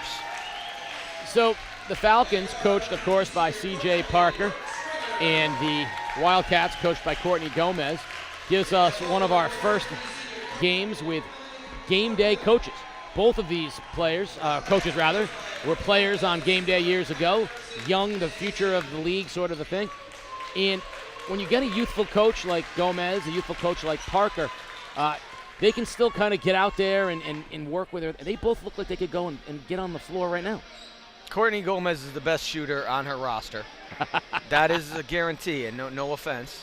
And C.J. Parker, probably the best rebounder on his. So, yes, that is an advantage. You can still get out there and mix it up in the drills, but they're not going to be able to play tonight. Well, we have seen Courtney Gomez shoot from the bench and knock it down. The opening tip is coming up, and it's sponsored by Kuchar Financial. You know, when you want more than just tips, when you want sound financial planning, especially right now, it's tax season, everybody. Go see Lee Kuchar at Kuchar Financial. Whether you need tax preparation for your business or your personal life, or if you're just looking for some good financial planning and investment, Lee Kuchar and Kuchar Financial will take care of all your needs. It's always good to feel better about your financial decisions. Well, go see Lee down at Kuchar Financial. He's going to make you feel better about all those decisions. Jordan Bay-Kent will tip it off for NFA, and you see the size. Her and Emily Orcutt are 2 bona fide bigs here in the ECC. Bay-Kent going to Conn College next year. She'll be a Camel. And she out-jumps Jada Johnson, but the Falcons come down with it. And there's a dynamic player, the sophomore, Cinna Waters. Wildcats start off man-to-man. Waters, runner, no good. And off Bay-Kent's hands, out of bounds. Leilani McCoy, another great athlete. The Falcons have a lot of good multiple sport athletes on this basketball team. One of the things that Coach Gomez wants to do is make Waters a passer tonight. Little left-hander in the lane from Wenger. No good. A rebound brought down by Orcutt. Off it goes to Brooke Stringer. And I think that's a person, Brooke Stringer. She needs to have a very good game tonight. Control the pace of things, make good decisions, and NFA will go as she goes. Bay-Kent, they doubled her. Didn't allow her to spin. She likes to get that and spin. They wouldn't allow that. It's a good start for Fitch. Yeah, and that's one of the things that she's been accustomed to seeing all season long. She has to be poised and not force shots. Pass it out, repost, and try it again.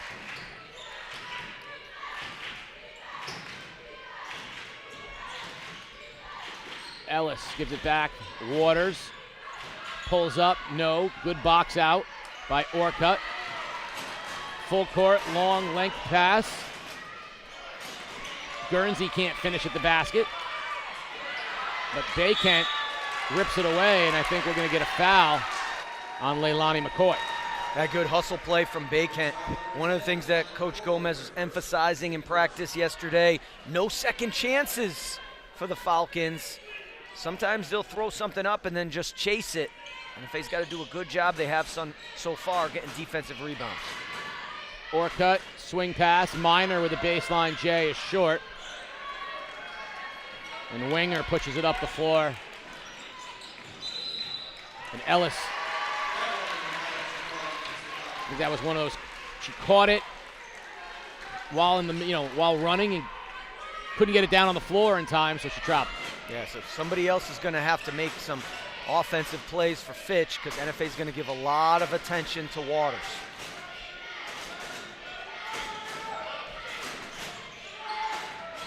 Drive by by Stringer. Tipped back by Guernsey to Stringer. Minor will draw the blocking foul. That one will go on Jada Johnson. These are the kinds of games that NFA has played all season long. They average just over 40 points a game, hold their opponents under 40 points a game. So they'll be very methodical, slow the pace, try to work through their post players. Bay-Kent dumped it down to Orcutt. They're harassing her. There's the first three of the game. Splash! Brooke Stringer knocks down the triple. Told you I like the over. Yeah, I mean, NFA doesn't hit a lot of three-pointers. If they hit, I would say, three-pointers, that's a really good sign. And great hands forcing the turnover is Stringer. And I told you I thought she's the key to this thing for NFA. Well, they lost their point guard, Cece Atchison, just before the tournament to injury. So Stringer has been thrust into the primary and usually sole ball handler for this team. And she's been doing a great job so far in that role. Little high-low they like to do. Bay-Kent back to Guernsey.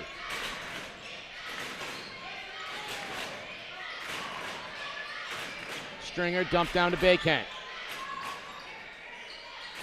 Good defense from the Falcons, flying to the ball. Good hands, forcing the turnover. That was Waters that got a hand on it.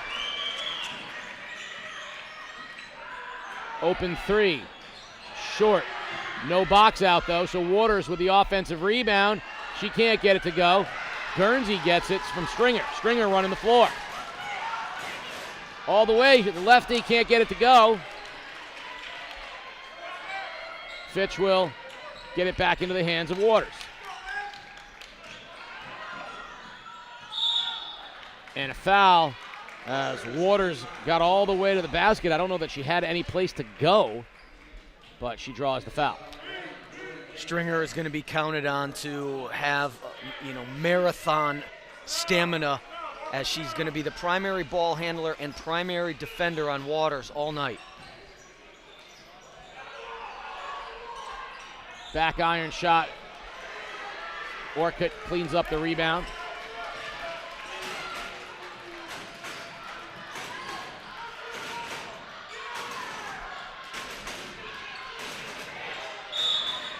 And we're going to get a foul on Wenger as the officials a little tighter here in the early going than what we saw earlier. The tight whistle favors the Wildcats as Fitch is going to try to create havoc on the ball handlers and try to get steals. Stringer, good defense. I don't believe that was touched. They said it was, so much for what I know. Johnson having a piece of it. Dump down, Bay-Kent gets it in good position. Put it on the floor, and then throws it out of bounds. You got to go up with that. I think it was the bobble on the catch. She kind of found herself underneath the backboard maybe and had a dribble to get in better position, but got to go straight up like you said, Casey. When you're the only 6-footer on the floor, you go up with that. When you're one of two and the other one's your teammate, you go up with that.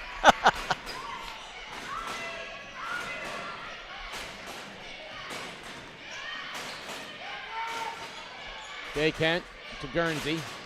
She goes baseline, picks up the dribble, and another foul, this time on Wenger. And I'll tell you what, C.J. Parker is going to have a quick look at the bench if he keeps getting these touch fouls called on him. Petra Berry into the game for the Wildcats. Both teams struggling to find the bottom of the basket. NFA 1 of 6, Fitch 0 of 6. So the first game we saw turnover. Right now it's just missed shots.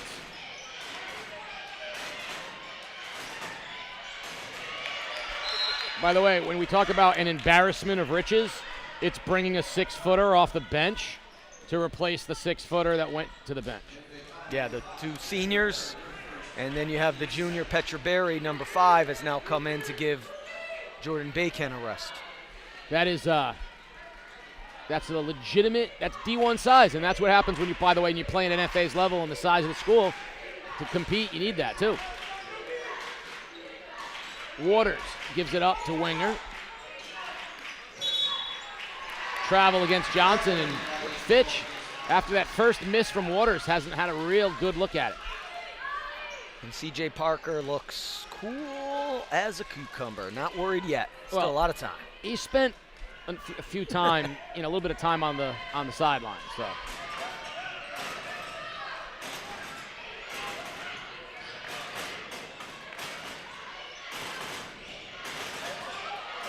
Stringer to Guernsey. Guernsey drives, kicks back out. Springer with another 3. Good! 6 points on 2 threes from Brooke Stringer. Good sign for the Wildcats.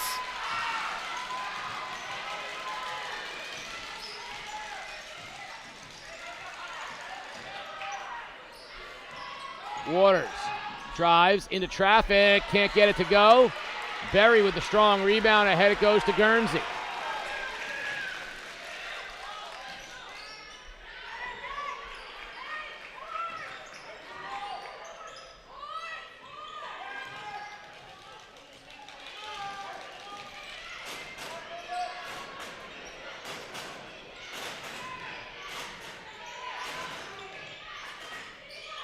Dribble picked up by Minor. Now she gets it back. Shot clock down to 5.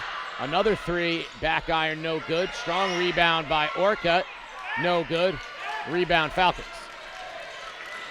NFA always content to shoot late in the shot clock. They're accustomed to doing that.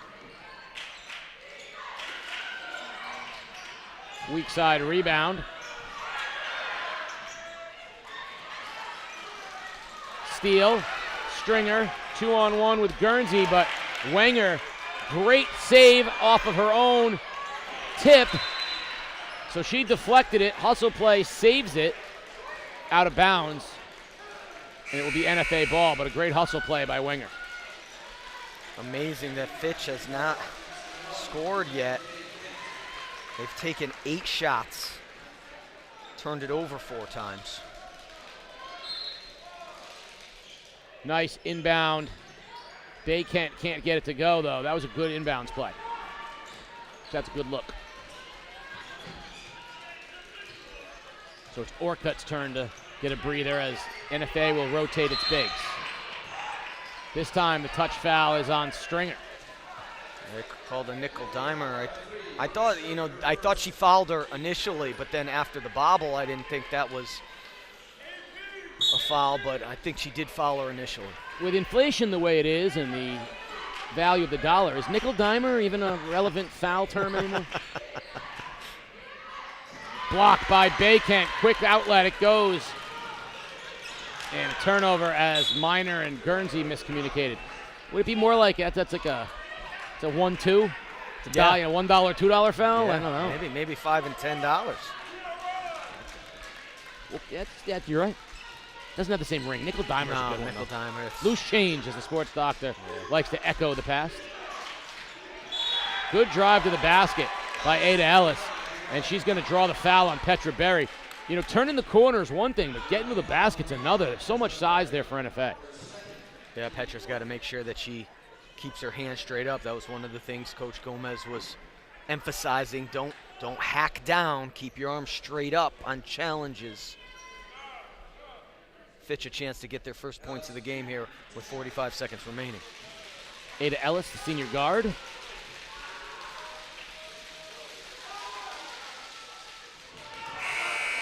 Orcutt checks back in. McCoy checks back in for Fitch.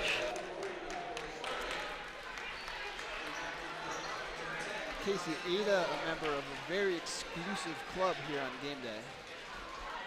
And what club is that? There's only one other member, and that is Kara Shea of Bacon Academy.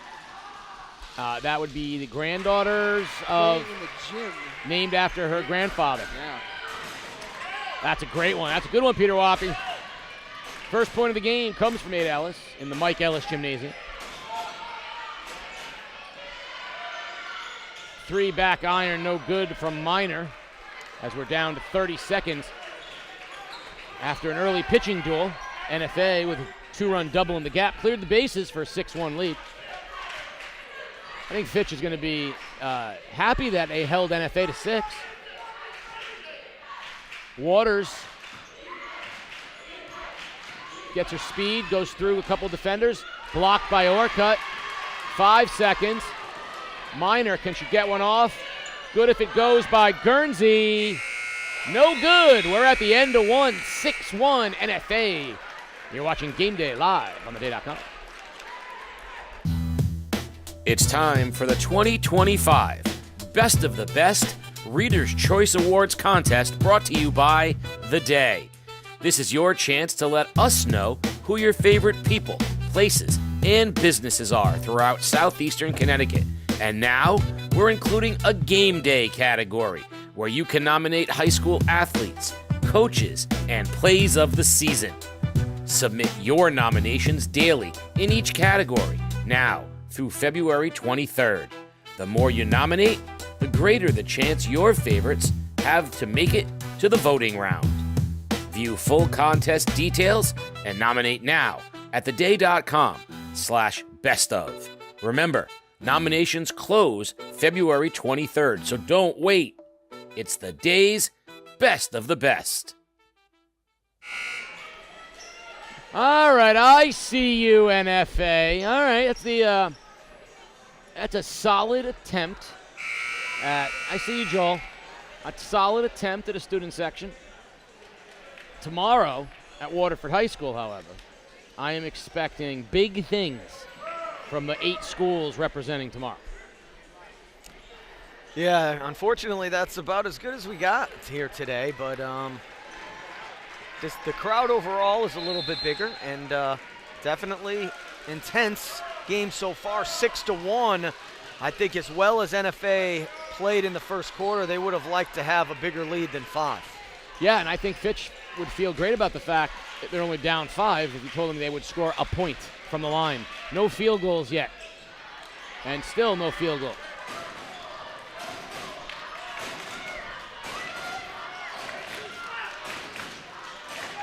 Bay Kent. Hand off to Guernsey.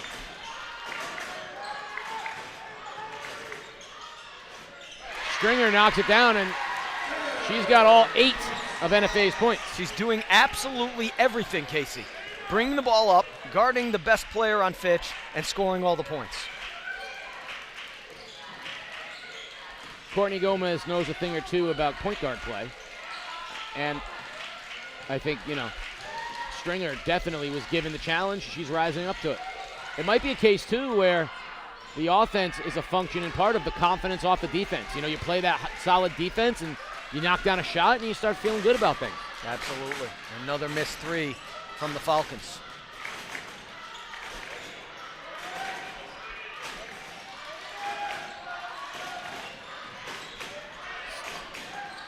Dump down. Bay Kent caught it in good position. Fouls on Leilani McCoy. That's her second. We'll see another sub. NFA will send Jada Harris into the game to give Guernsey a breather. Harris, a talented sophomore. Falcons 0 of 12, Casey, so far this game from the field.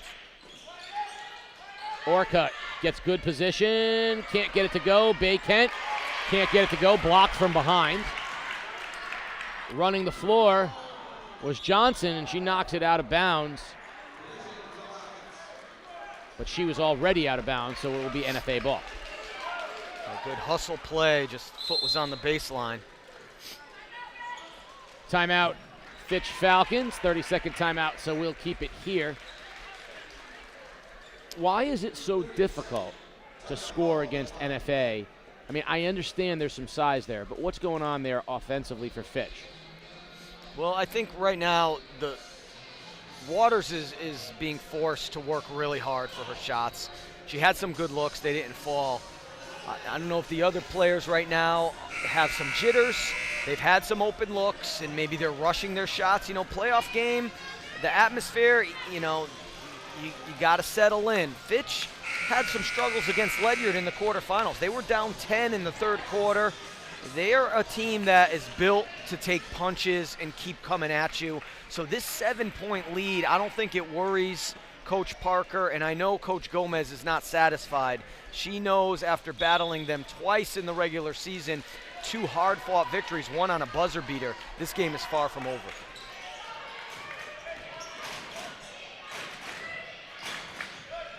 Orcutt picks up the dribble, dump down to Bay Kent. She's doubled, and good hands from the Falcons. They force the turnover. Wenger. 3 is short. Orcutt corrals the rebound. Falcons still without a field goal. 0 of 13. 0 of 13.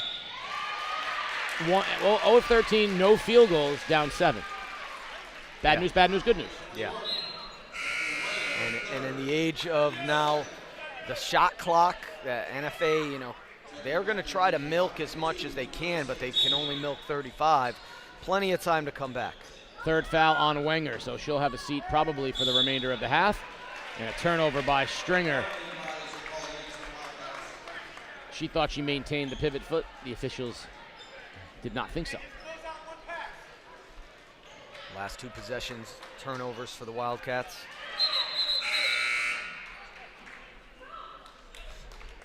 Guernsey back in the game. Stringer will take a breather. So let's see what they do defensively and who, if so, who guards Waters with Stringer on the bench.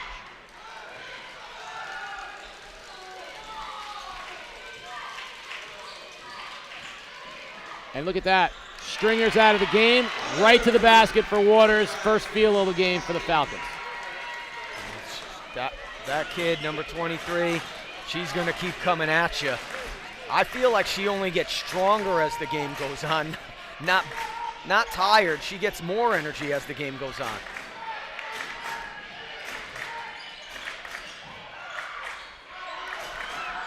Swinging around. Open 3. Buried by Jada Harris. It's a 3-point barrage here from NFA. That's 3 threes. Yeah, if you told me that the NFA would have more 3-pointers than 2-pointers, I'd be shocked. I am shocked. Bay Kent had the rebound, and Ada Ellis knocked it away from her, and it goes off of Bay Kent out of bounds. Falcons will have the possession underneath their basket.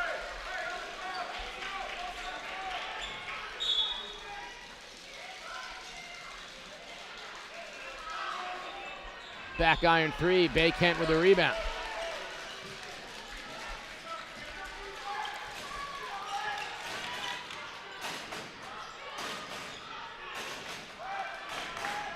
Another 3. That one's going to be too strong, but a good rebound, Bay Kent. And she loses it as she brought it down where the Littles can go and get it.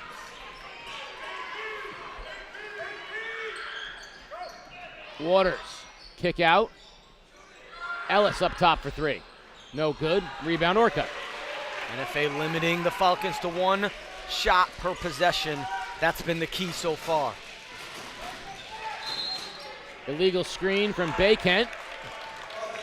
And that'll turn it over. And so Berry will check back in and give Bay Kent a breather. So you mentioned she's going to Conn College. That's a NESCAC school. Wesleyan today defeated Amherst in the quarterfinals of the NESCAC as they continue to have one of the great seasons in Wesleyan basketball history on top of the football team's NESCAC championship. I say that only as an interested, because I know Peter Wappy's very interested in the NESCAC side of things. So we got a whistle here. And the Falcon basketball. I'd ask why there was a whistle, but I don't think you know either. I was trying to figure that out.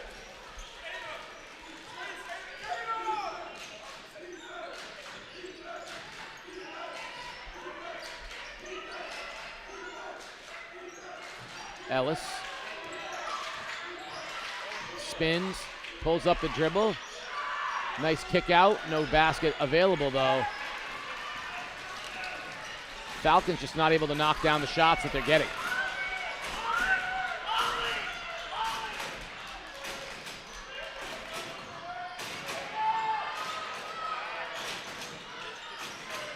Fitch overall doing a pretty good job on this high-low offense that NFA likes to run. Right, they got Orcutt on Santini. That's the mismatch in that offense, and if they can get that post from that high post down to the block like that, nothing that Fitch can do. They've done a great job till then, but that was too easy. Yeah, just as I say it, the defense breaks down and Orcutt gets her first clean look of the game. Waters, pump fake, spin, pull up, just short. 10-point lead in the basketball for NFA.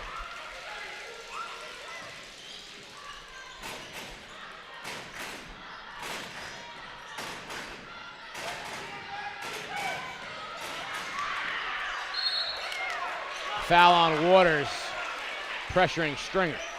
Stringer already looks like she's run 10 miles, but she's a tough kid. Father, a longtime assistant coach for Coach Molesky at Woodstock and Griswolds. Now he's watching both of his kids play here at NFA, one on the girls team, one on the boys team. Right back at it tomorrow for them.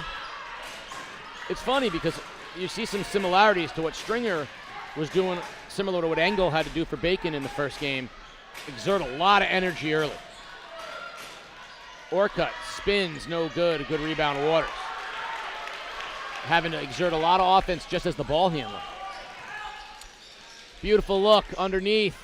Johnson couldn't navigate Orcutt. Left-hander didn't go. I would say the difference there, though, Casey, is Bacon fell back into the zone where Stringer is face guarding Waters. She's not even looking at any other player but Waters. Good look to Berry on the cut. The bigs are such good passers when they run that high-low. That is just the offense that they've been running now for a few years, and they are so good at it. The opposite big cuts when the first big catches it. Waters can't get it to go. Strong rebound and a foul. That'll be the second on Waters. Right now it's a defensive clinic. Championship Productions is going to put out a video of this first half on how to take away an opponent's best scoring option. Just a great performance so far by NFA, but a long way to go, Casey. Harris kicks out to Guernsey, no good back iron. Orcutt finds the rebound. Berry.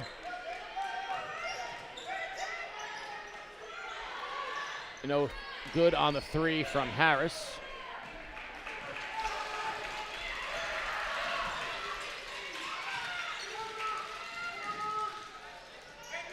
Waters pull back for three, no good. Berry with the rebound as we're under a minute.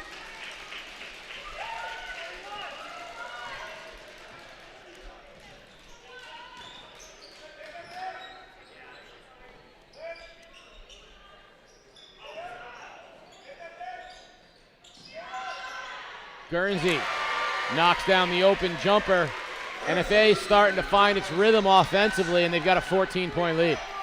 Fitch, 1 of 22 shooting the ball, Casey.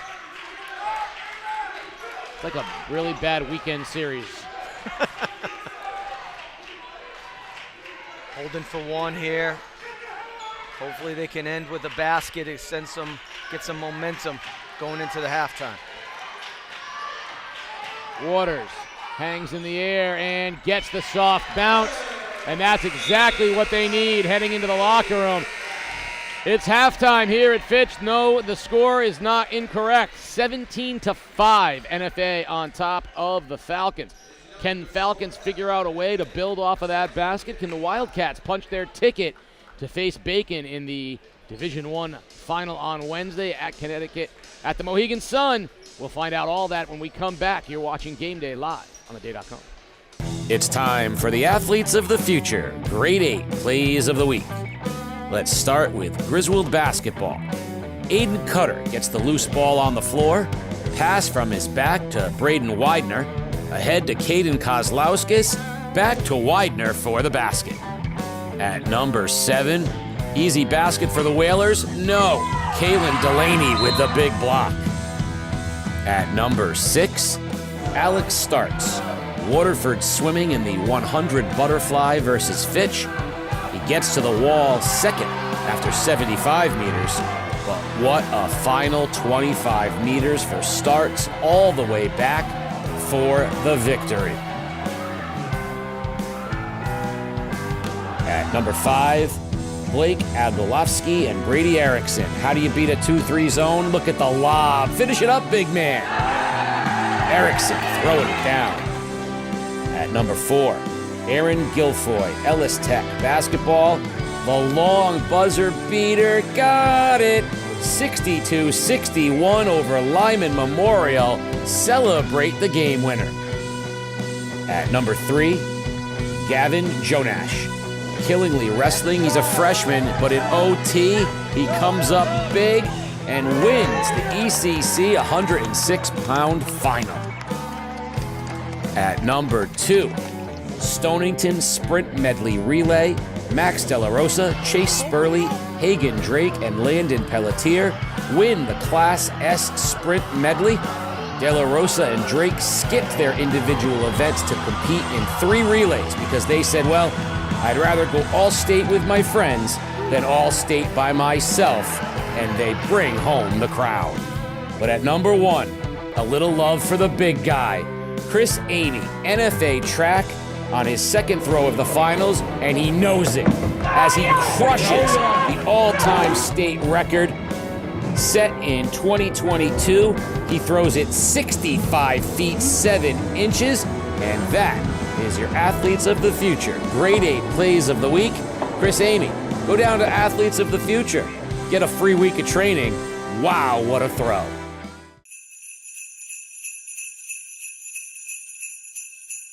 On the first day of game day, the people just might see a wide open corner 3.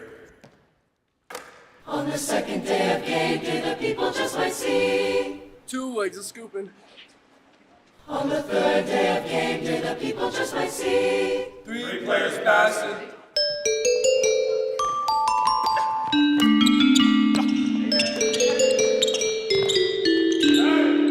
On the fourth day of game day, the people just might see more Falcons flying. On the fifth day of game day, the people just might see 5 golden rings. On the sixth day of game day, the people just might see 6 swimmers swimming. On the seventh day of game day, the people just might see 7-second pin. On the eighth day of game day, the people just might see 8 Plays of Greatness. On the ninth day of game day, the people just might see 9 bears are running. On the 10th day of game day, the people just might see 10 teammates working. On the 11th day of game day, the people just might see 11 Lancers leaving. On the 12th day of game day, the people just might see 12 tumblers on 11 Lancers leaving, 10 teammates working, 9 bears are running, 8 plays of greatness, 7 second pins, 6 swimmers swimming, 5 gold rings, 4 falcons flying, 3 players passing, 2 legs of scooping, and a wide open corner. 3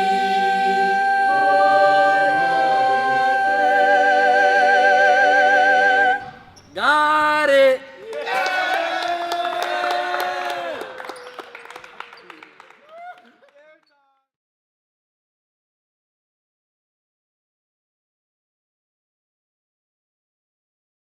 I feel like this year I have the ball a lot more as a playmaker and as a scorer, but I feel like my team has pushed me and supported me well to have the ball in my hand. Hopefully he's growing and continuing to get better. He has high expectations for himself, and he set a high standard, and he's been excelling. He's growing as a player. He's learning that less is more.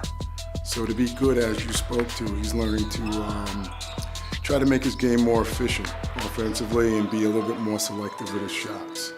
And he's been transitioning from playing primarily off the ball to running a team this year. I love it. Can't complain. I always ask for more food, so I can't complain when all I ask what's to eat. Well, he spoke to me this summer. We went out for breakfast, and he said he wanted to be a leader, and that was his goal. And he knew that in order to become that leader, he needed to evolve. And a part of that would be more responsibility in terms of verbal communication and not just directing the team with his jump shot by creating opportunities for others to score and get involved as well. Yeah, we're definitely the most slept on team in the league. Yeah, we have a lot of sleepers, like player-wise and team-wise. Our chemistry is insane, but, you know, we're just going to make our noise how we do. I don't think that we've won at a level maybe that would get respect that maybe some others do for past accomplishments, not current. So I think this is a year for us to maybe prove that point, and then maybe what the kids are looking for will come after. You know, I think respect or awards or anything has to be earned. And I don't know that we've gotten to that point, and anyone that feels like they have probably will never get to that point, because once you've arrived, you won't improve anymore.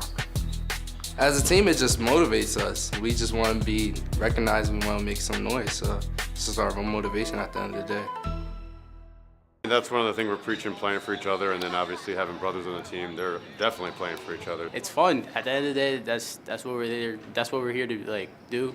We're here to have fun, and we're both competitive, so we're gonna go at each other here and there. Usually on one-on-ones, we push each other, like give me your best shot type deal, just competitiveness. Are you more likely to throw an elbow or your brother? It would probably be me. I would say I'm the more physical one. I would say I'm the more competitive than he is. He's more chill. He's more relaxed, and I go get it. I would assume they definitely have a little competitive edge and inspire each other to get after a little bit. I know on the bench, one is really cheering for the other, and you could tell it's a different vibe between the two. I always looked at him as an older brother first, and then as a captain, I always have to respect that he's a captain and listen to him. I'm not gonna say he gives me the right, but I'm gonna get on him about certain stuff.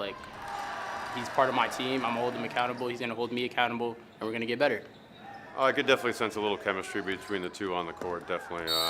They spend a lot of time together in the gym, obviously working together, working on their game. On the off season, they spent a lot of time in the weight room together, running together, so definitely a little chemistry is definitely developed. We're back. The second half possession brought to you by Kuchar Financial, located in New London. Kuchar Financial will help you keep possession of your money. Sound financial planning, investment, tax planning, preparation, whether it's an individual or a small business.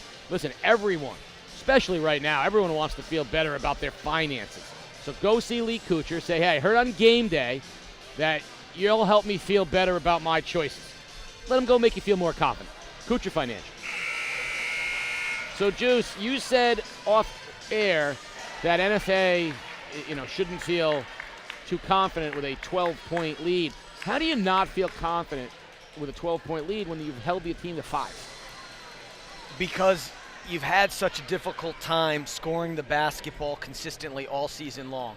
You need to continue your defensive intensity. Any let up here defensively, you let Fitch right back in the door because you haven't been able to really score points. I mean, only 17 points scored. So they have to keep the same intensity. They have to treat this game like it's 0-0. If they let up, Fitch could get right back in it in a blink of an eye. High or cut. Swinging it around, dump down Baycant. Too strong off her hands, and turnover from the Wildcats. So some first half shooting statistics, Casey. Maybe you want to block your ears. NFA 7 of 24 with 8 turnovers. Fitch 2 of 23 with 4 turnovers. 2 for 23 will get you sent down to the minors, Juice.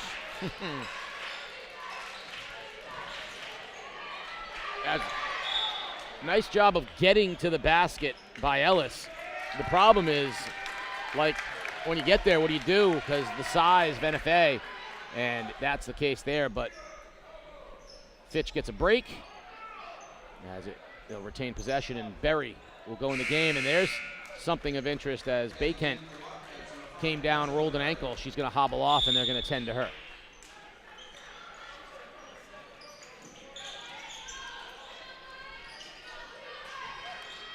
Waters goes baseline. No good as Orcutt met her at the basket. Orcutt's done such a good job of just staying straight up and not giving shooting fouls to Waters.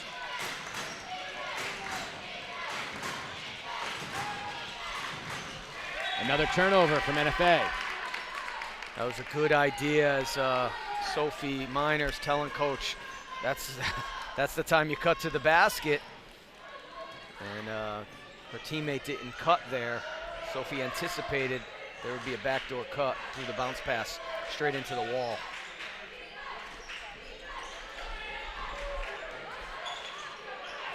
McCoy for 3. No good. Long rebound to Johnson. Wenger, wild shot, draws the foul. She'll shoot 2. And definitely, while Berry can play minutes, Bakent needs to be on the floor long term for NFA. So we'll keep an eye on when I think it's going to, and I'm obviously no medical expert, I think it's a go to the locker room, wrap it up real tight, and come back on. But currently she's being attended to. Yeah, they don't lose a lot with Berry on offense. Berry is a very good offensive player. They lose a little bit on defense. Berry sometimes will get a little, lose the angle with her arms and pick up some shooting fouls. So that's where it might hurt NFA a little bit. Big free throws from Wenger, knocking them both down. The lead's 10. And NFA has not been able to attempt a shot yet this quarter. 2 turnovers in 2 possessions. Berry dumped down in good position to Orcutt.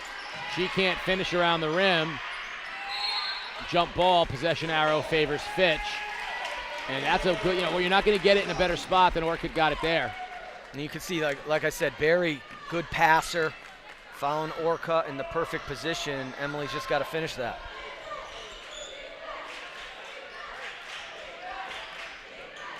It's so funny to see Ellis guarded by Berry in the high post. It was like Jadalise Rivera guarding Sean Renee in the first game. Waters all the way to the basket. Little spin, little English. Don't let Cinna Waters get going. All of a sudden it's down to 8.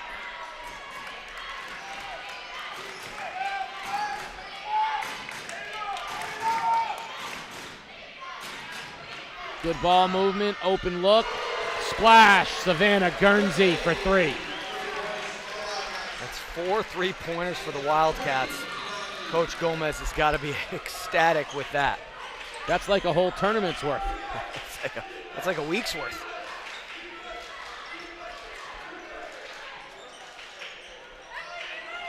Waters.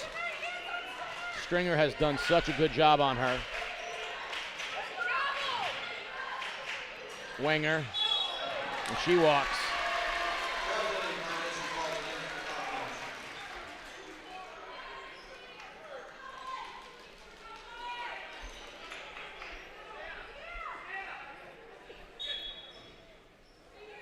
An 11-point lead for NFA. They have the basketball. Brooke Stringer, the senior guard, gives it up to the sophomore, Savannah Guernsey.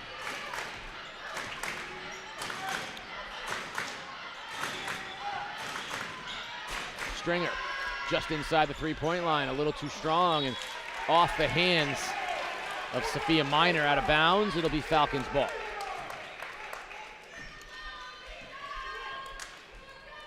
NFA needs to continue to lock down defensively.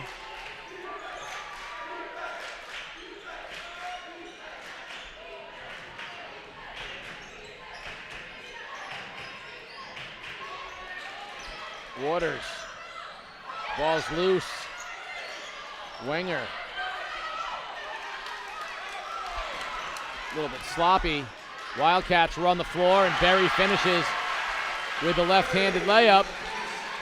Leads up to 13. That was Savannah Guernsey. Timely save on the sideline and had eyes in the back of her head. Knew she had a teammate up ahead that started the fast break.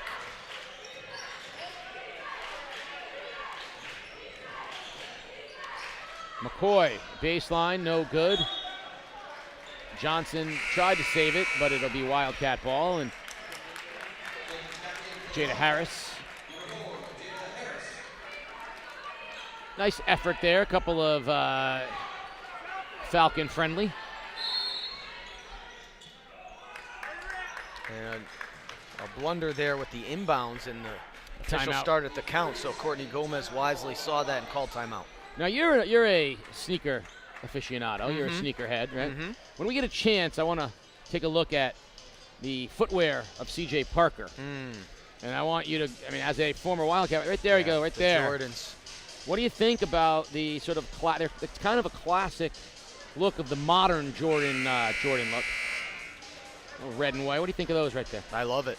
I love it. Those you would have rocked those at NFA, I would no? definitely, yeah. The only difference is, I know he's never probably going to do it, but can we get the jacket and the tie with that? Can we get the black jacket with the red tie? Black pants, black jacket, white shirt, red tie, or black shirt, red tie with those. Woo! But he looks good. Still one of the all-time great performances in an ECC final. That game in 2015 when his New London team knocked off Ledyard. That was great. Great game. Golden age in many ways. Berry pressured by Johnson, dumps down to Orcutt. She spins, uses the left hand, and finishes. Emily Orcutt doing a nice job down on the block. Petra Berry, such a good passer. Orcutt there pushed her teammate Berry out for the closeout. That was awesome. It's a good teammate right there. Berry was not in position to close out on Ellis. Orcutt pushed her out there. Nice move by Wenger. The sophomore is a good scorer, and she knows how to find space. And keeping Falcons in it here. It's 13. Yeah, it's not over yet. Got to keep grinding here if you're the Falcons. Couple three-pointers, and you're right back in it. There's dump down again. Orcutt spins. And they had luck doubling them. She's beating the double right now, and you can't let her get there. You got to try to keep her off that block, and she has done a great job in the second half.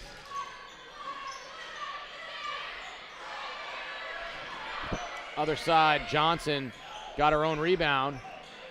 Wenger again, no. Saved into the hands of NFA. Up ahead, Stringer. And great defense from Leilani McCoy.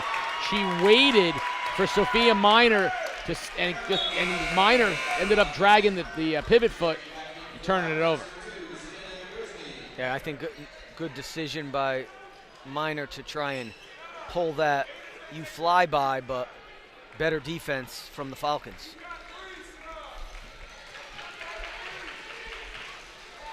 A 15-point lead for NFA. They have not been threatened yet.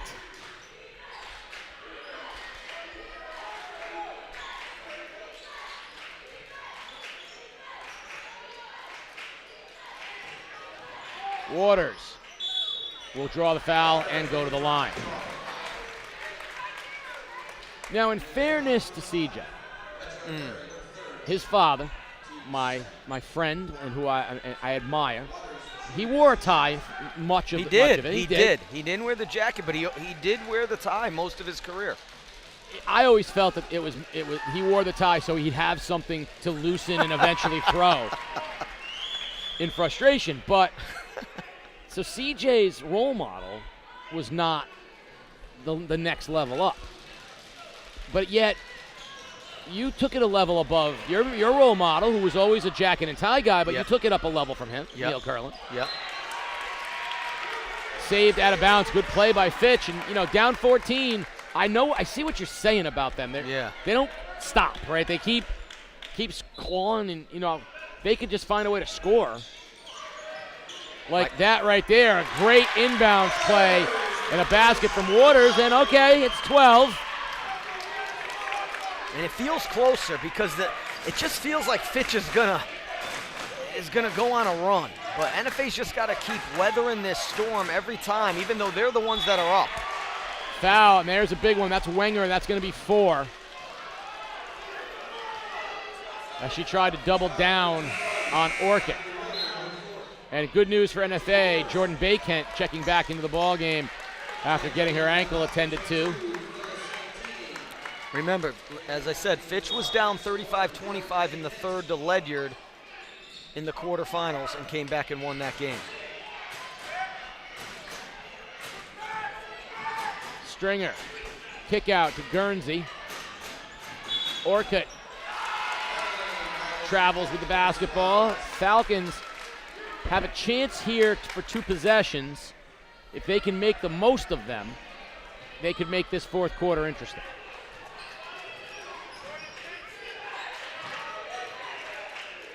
NFA sticking with their game plan, trying to make Waters a passer. Stringer face guarding her, no help. Getting to the basket is Johnson. She'll shoot 2, draws the foul on Orcutt. Yeah, so a couple possessions ago, they got to the free throw line, made the first, missed the second, got an offensive rebound, turned that into a bucket. So got 3 points out of that possession. Let's see what happens here. 2 shots at the line. If you look at the final scores of the 3 previous semifinal games, none of them by final score were close. The New London Bacon game was competitive at this point in the game. This game, the score right now is farther apart than the New London Bacon game was. This game feels more competitive than that. Absolutely. And like I said, beating the drum on this, but it's just because NFA really is so methodical, has a hard time scoring. They don't get easy buckets.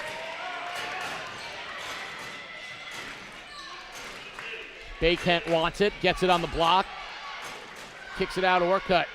Can't get that to go. That was a good look. Waters pushing the other way for the Falcons. Open look 3, no good from Santini. Rebound Bakent, and NFA can have what amounts to the last shot of the quarter if they so choose. This is where Stringer's got to come out and get it. Dump down, but good hands from Waters. And we're going to get a foul. Called a hold on Ellis, holding Bakent. That was a fortuitous call for the Wildcats because it looked like it was going the other way. Shot clock's off. Orcutt, and she draws the foul. Foul's mounting here in this last possession. That foul goes against Johnson. Her second foul. Team third. An opportunity here. Orcutt usually a very good free throw shooter.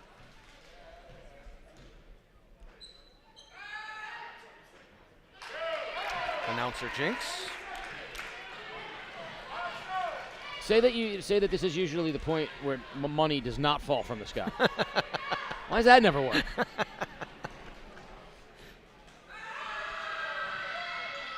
Second one is good.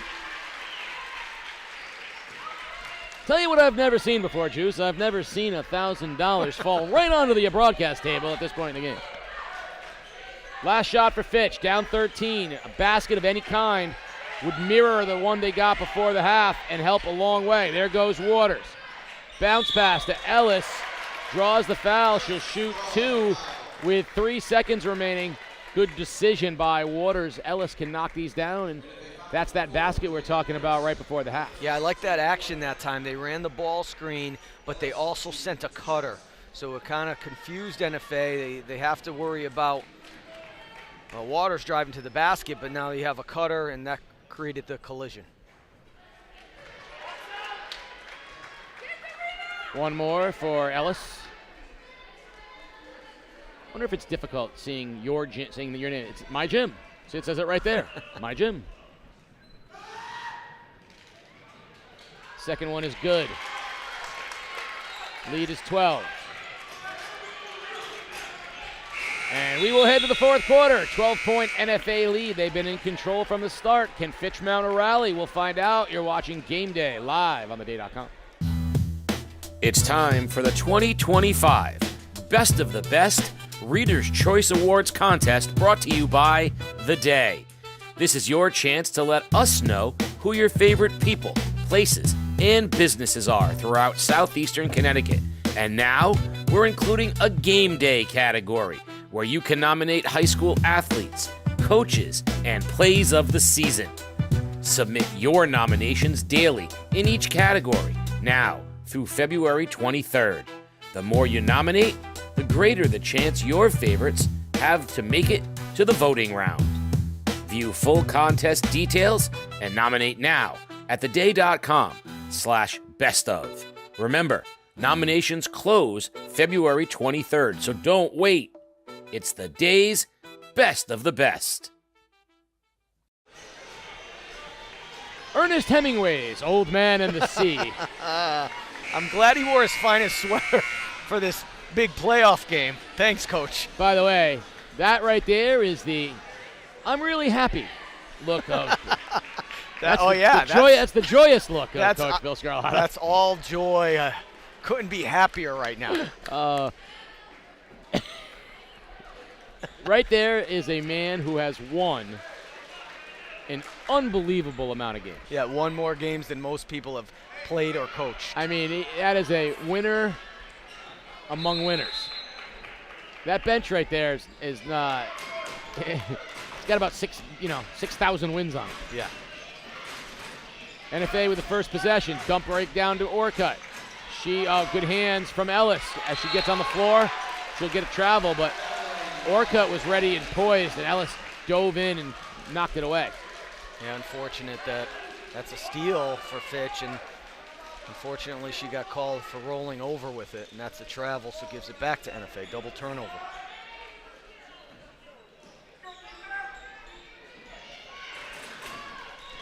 Fitch has yet to hit a three-point shot this game, Casey. That's right about the time when they'll knock one down. Pretty much. Cross court. Back to Stringer. Shot clock, plenty of time with 20.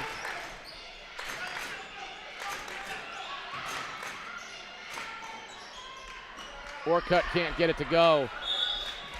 A break, though, for NFA as Johnson battled with her teammate Santini, and they knock it out of bounds. Shooting statistics through three quarters, NFA 11 of 31, Fitch 5 of 31.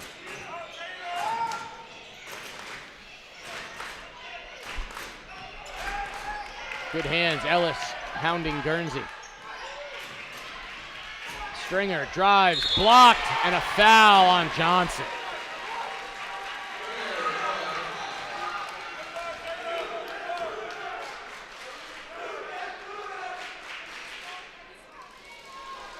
So going to the line, Brooke Stringer to shoot two.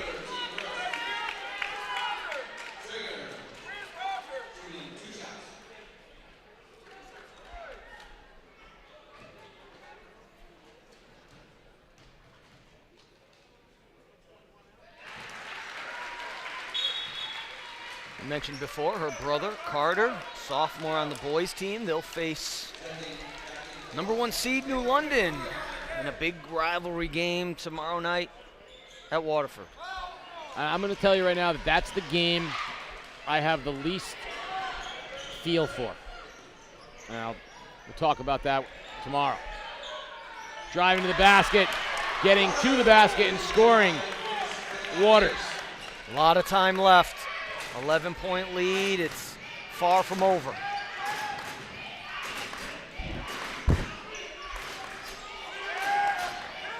Beautiful dump down. Orcutt, good position. Basket's good, and the foul. Great answer from NFA. Yeah, they just keep running that offense, Casey. Side, top, side, opposite post, cuts diagonal, hit the cutter. Orcutt able to take the contact and finish. So what's the defensive, match to that? What's the counter? You have to meet. If you're defending Orcutt, you have to know that's coming. You got to get your body in the way. You got to make her run through you. Which I'm just going to say, I don't want to do.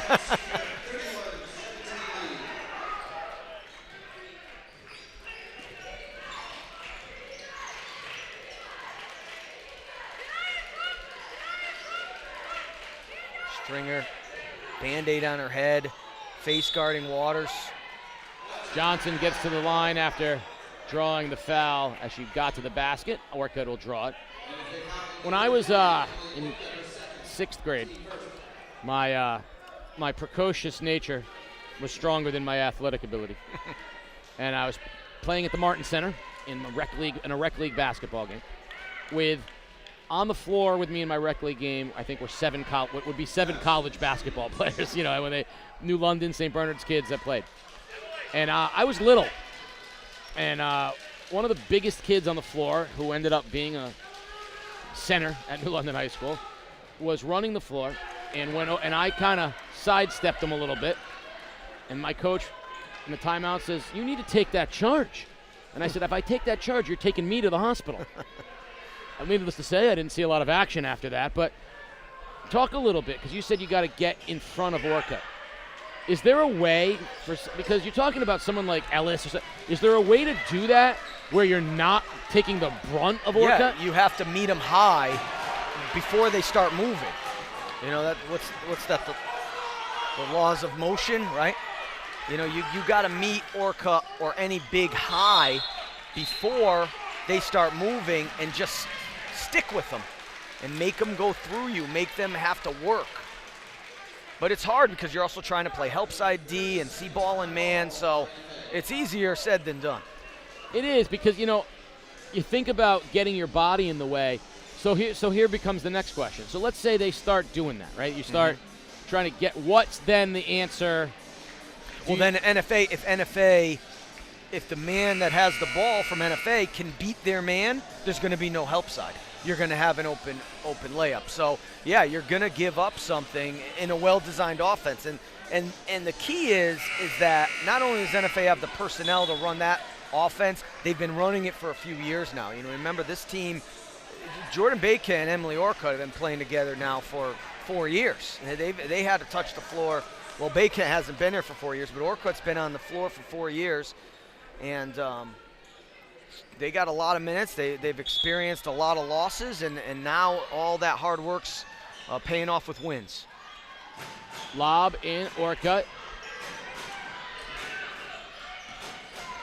You saw on the screen earlier Deshaun Phillips and Savon Warren, Whaler teammates. They'll be playing tomorrow in the semifinals, as you mentioned, against NFA. Fitch hurting themselves from the free throw line here tonight as well. 5 of 12 from the charity stripe. Another foul against the Falcons. So Fitch hasn't been able to hit threes. They haven't been able to hit free throws. They haven't been able to hit 2-point shots, and that's why they're stuck on 17. They're playing hard, and they've gotten a lot of opportunities. They just haven't been able to see the ball go in. 2 for Brooke Stringer. We still got a long way to go, but when you look at NFA, Orcutt is so good. She's probably the most polished player around the basket. Bacon might be the most just physically dominant player around the basket. But to step in when your point guard's out and play defense the way Stringer has and lead the offense the way she has, she's really been a revelation tonight. Yeah, she's been tough as nails. Another missed 3 from the Falcons. Do they have one yet? They do not have a 3-pointer, which is shocking.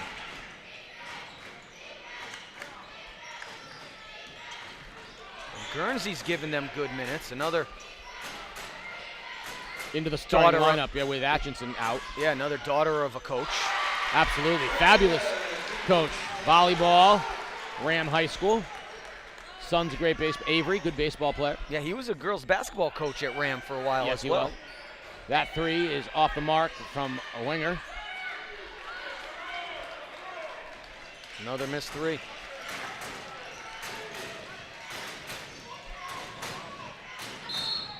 And a turnover, good defense from Waters, forced Stringer to lose it. It's getting late now here for the Falcons. I think this is the time when you just live with Waters taking first look available. There it is. Good defense by Berry. Sometimes bigs just need to be big. And they've done just such a good job of standing straight up and not putting the Falcons on the line.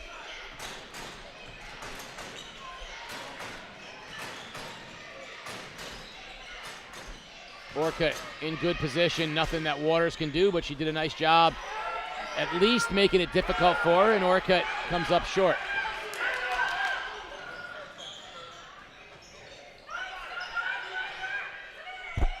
Long three from Wenger. Good first three of the game for the Falcons is Wenger from a long distance. They needed it. This is it. This is their last push here. Coach Parker imploring his team to play some defense.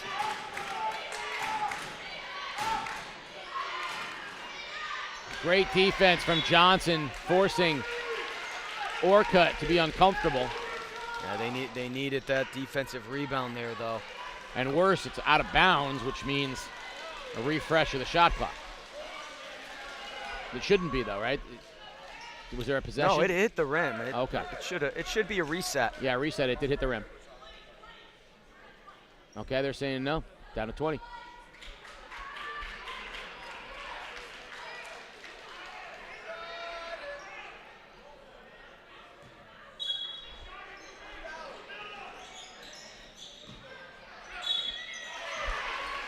Foul on the Falcons.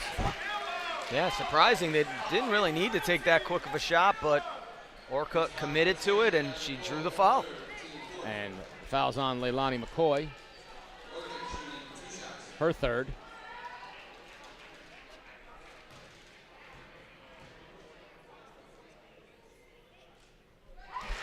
First one good.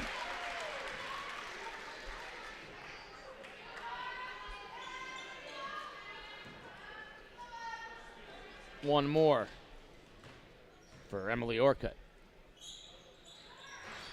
Gets them both to go, and the lead is back to 17. Can I feel confident yet? Yeah, I think if you're Fitch, you gotta get some quick shots up. Good drive here. Ellis can't get in there. No, good rebound from Orcutt.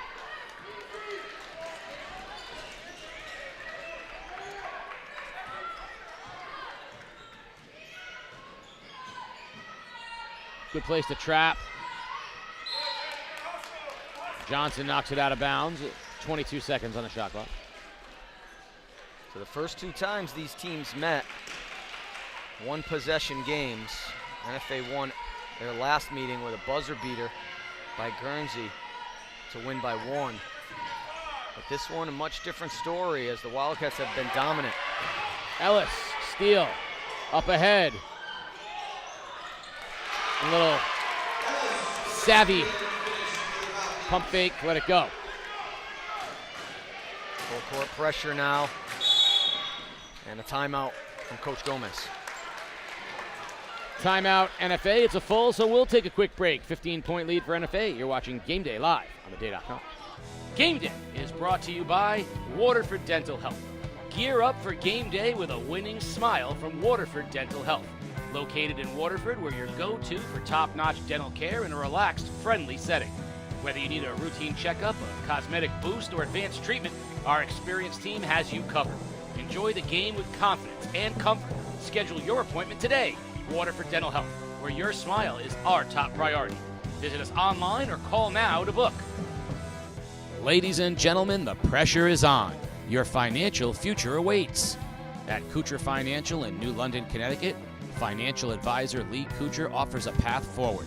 For individuals and businesses, Lee provides steady guidance, aligning your financial goals and investment strategies with your needs. Lee also offers bookkeeping and payroll services for your business. When you're looking to help secure your future, see Lee Kuchar. The other of the joyous duo of Bill Scarlatta, there's Craig Parker. When you're talking about wins, and Scarlatta and Coach Craig Parker, if Chop and Bill's wins were put together, you'd be counting for quite a while. You'd be counting their wins forever, but you can count their smiles in about 10 seconds. See, I know Chop smiles all the time. He just doesn't want to show you. Good backdoor cut and a finish from Guernsey. That's a nice move. Beautiful. She has a nice touch around the basket. Yeah, too. beautiful design play from Gomez out of the timeout. Ellis for three. Good. Ada Ellis knocks down a triple. There's the threes that Fitch was looking for. Yeah, that was a nice looking one. Balanced, good follow through.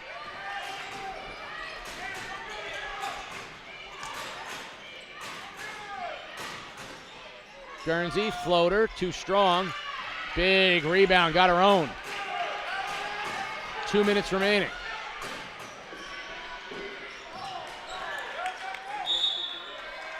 Possession arrow favors Fitch on the tie-up. Jada Harris will check back in. Berry will have a seat. Having this lead has also allowed Coach Gomez to rest Jordan Bakent off the ankle. Yeah, it's been clutch. And Berry's been very good. You don't lose a lot offensively with Petcher in the game. Waters pulled up at the free throw line. It didn't go down. Johnson drives all the way to the basket. Wild shot, no good. And I think Ellis is going to draw the foul, the smallest person on the floor. That's a coach's grandkid and a coach's kid right there. That's just nowhere to be. Tough. Because there's no way that person, there's no way she should be able to get that rebound. Tough senior.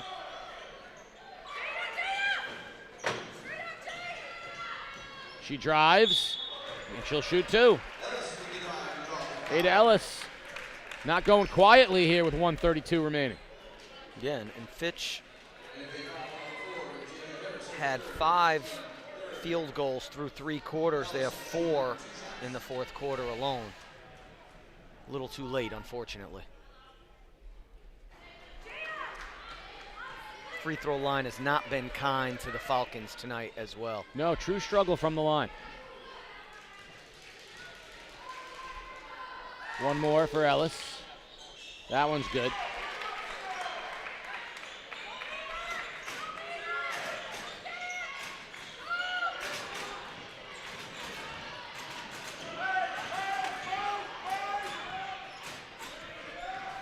Guernsey. Falcons trying to run people at the ball handler as we're down to 1:15. Just running out of time. Orcutt, good position, good ball skills, good finish. Wildcats have executed well all night long. Haven't always been able to finish, but the execution has been there.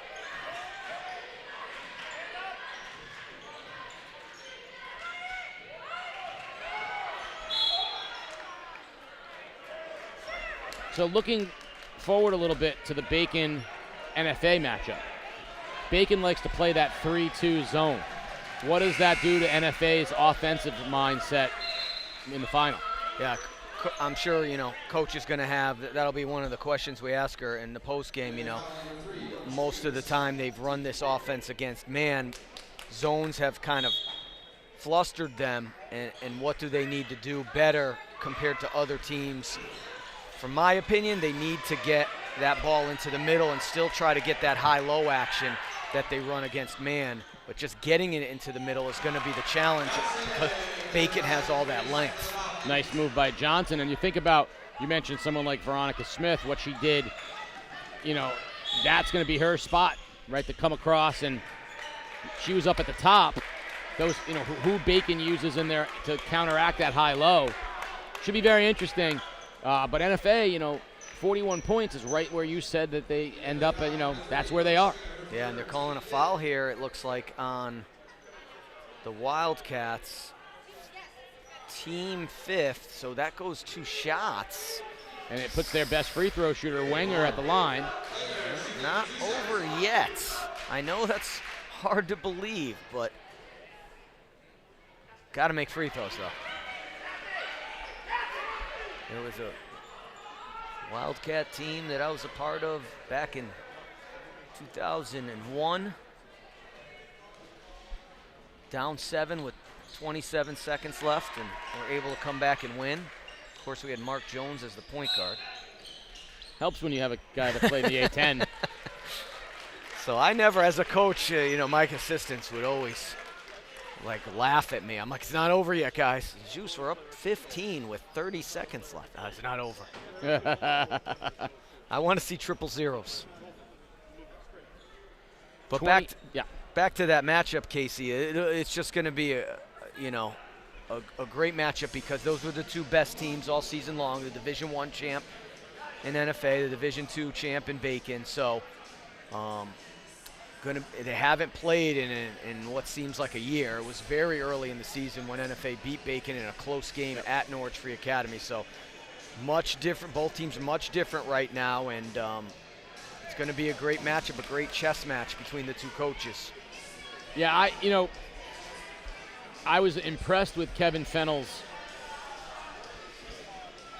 a couple of things. The early shuffling of the lineups that he had to do because they got in a bunch of early foul trouble to kind of maximize the minutes that he could get when he was getting Glover and Sean Renee and Engel in fouls. I was impressed with how well he got little bits of time from people.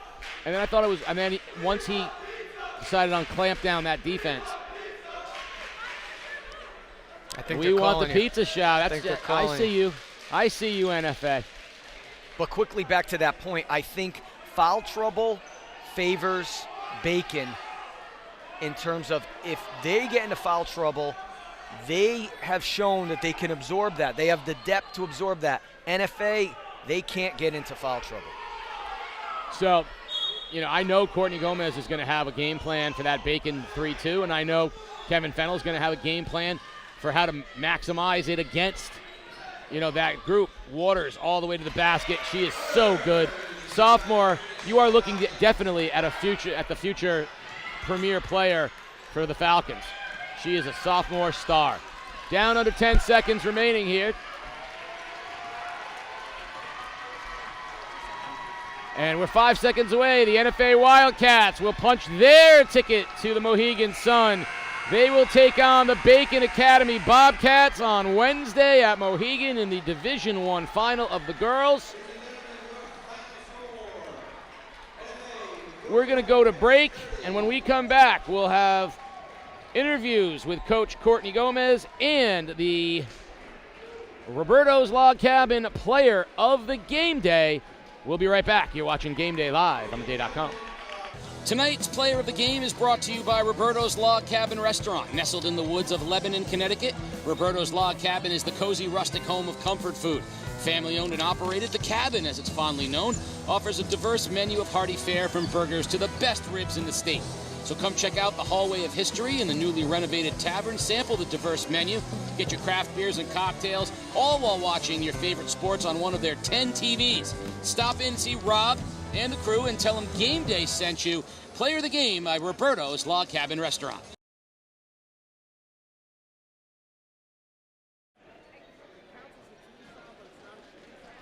We are back. Chris Giusti is going to be with our Roberto's Log Cabin player of the game day. Juice. All right, we're here with the happy NFA Wildcats and our player of the game, Brooke Stringer.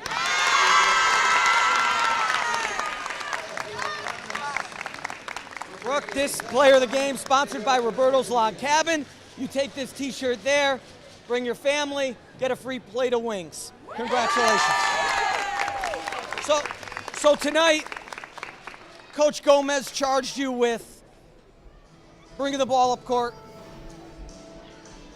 guarding their best player, and then she said, Brooke, I want you to start the game by hitting a couple of threes. Did you have to get her coffee too? No, seriously. Talk about tonight's performance from your team. No, it was a team effort, definitely. We all hustle, we all work hard. We're just collectively a great team that play together. You came out and had a lot of intensity from the start. Talk about your mindset trying to contain such a dynamic player like Waters.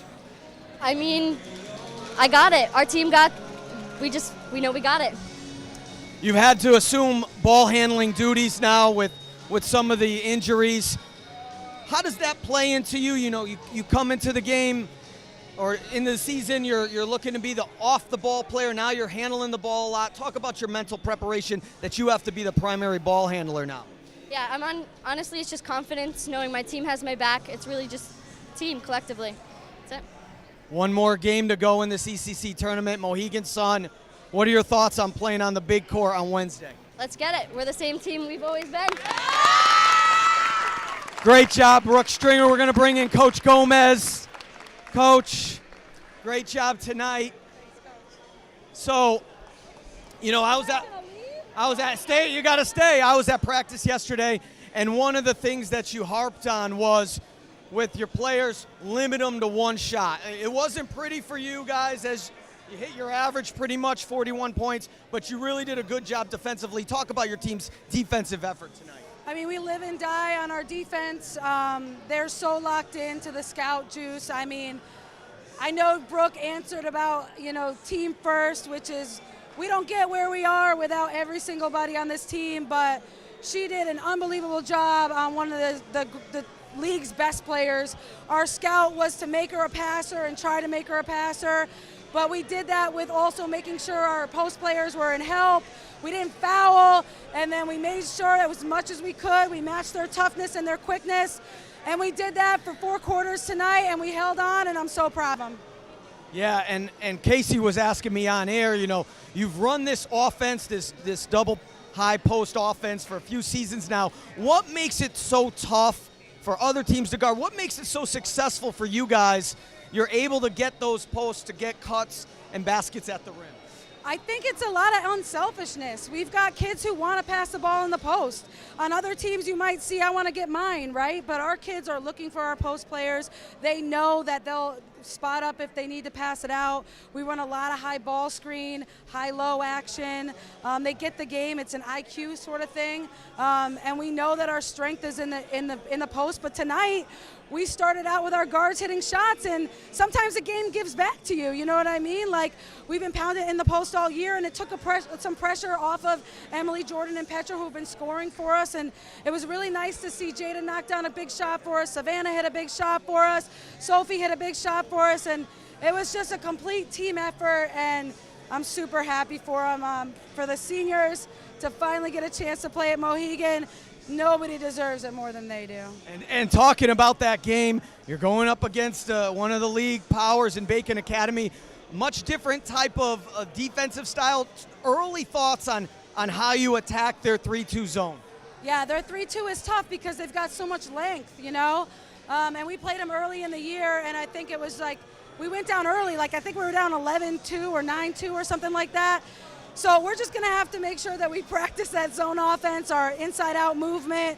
And thankfully, I've got a couple days to prepare for it, and I know when the kids come to practice, they'll be locked in and ready to go. Coach, it's always a pleasure to watch your team play. Congratulations, Wildcat. We'll see you at Mohegan Sun. Thank you, Juice. Well, it's been a heck of a day here at Fitch High School. Semifinal Saturday for the girls basketball tournament.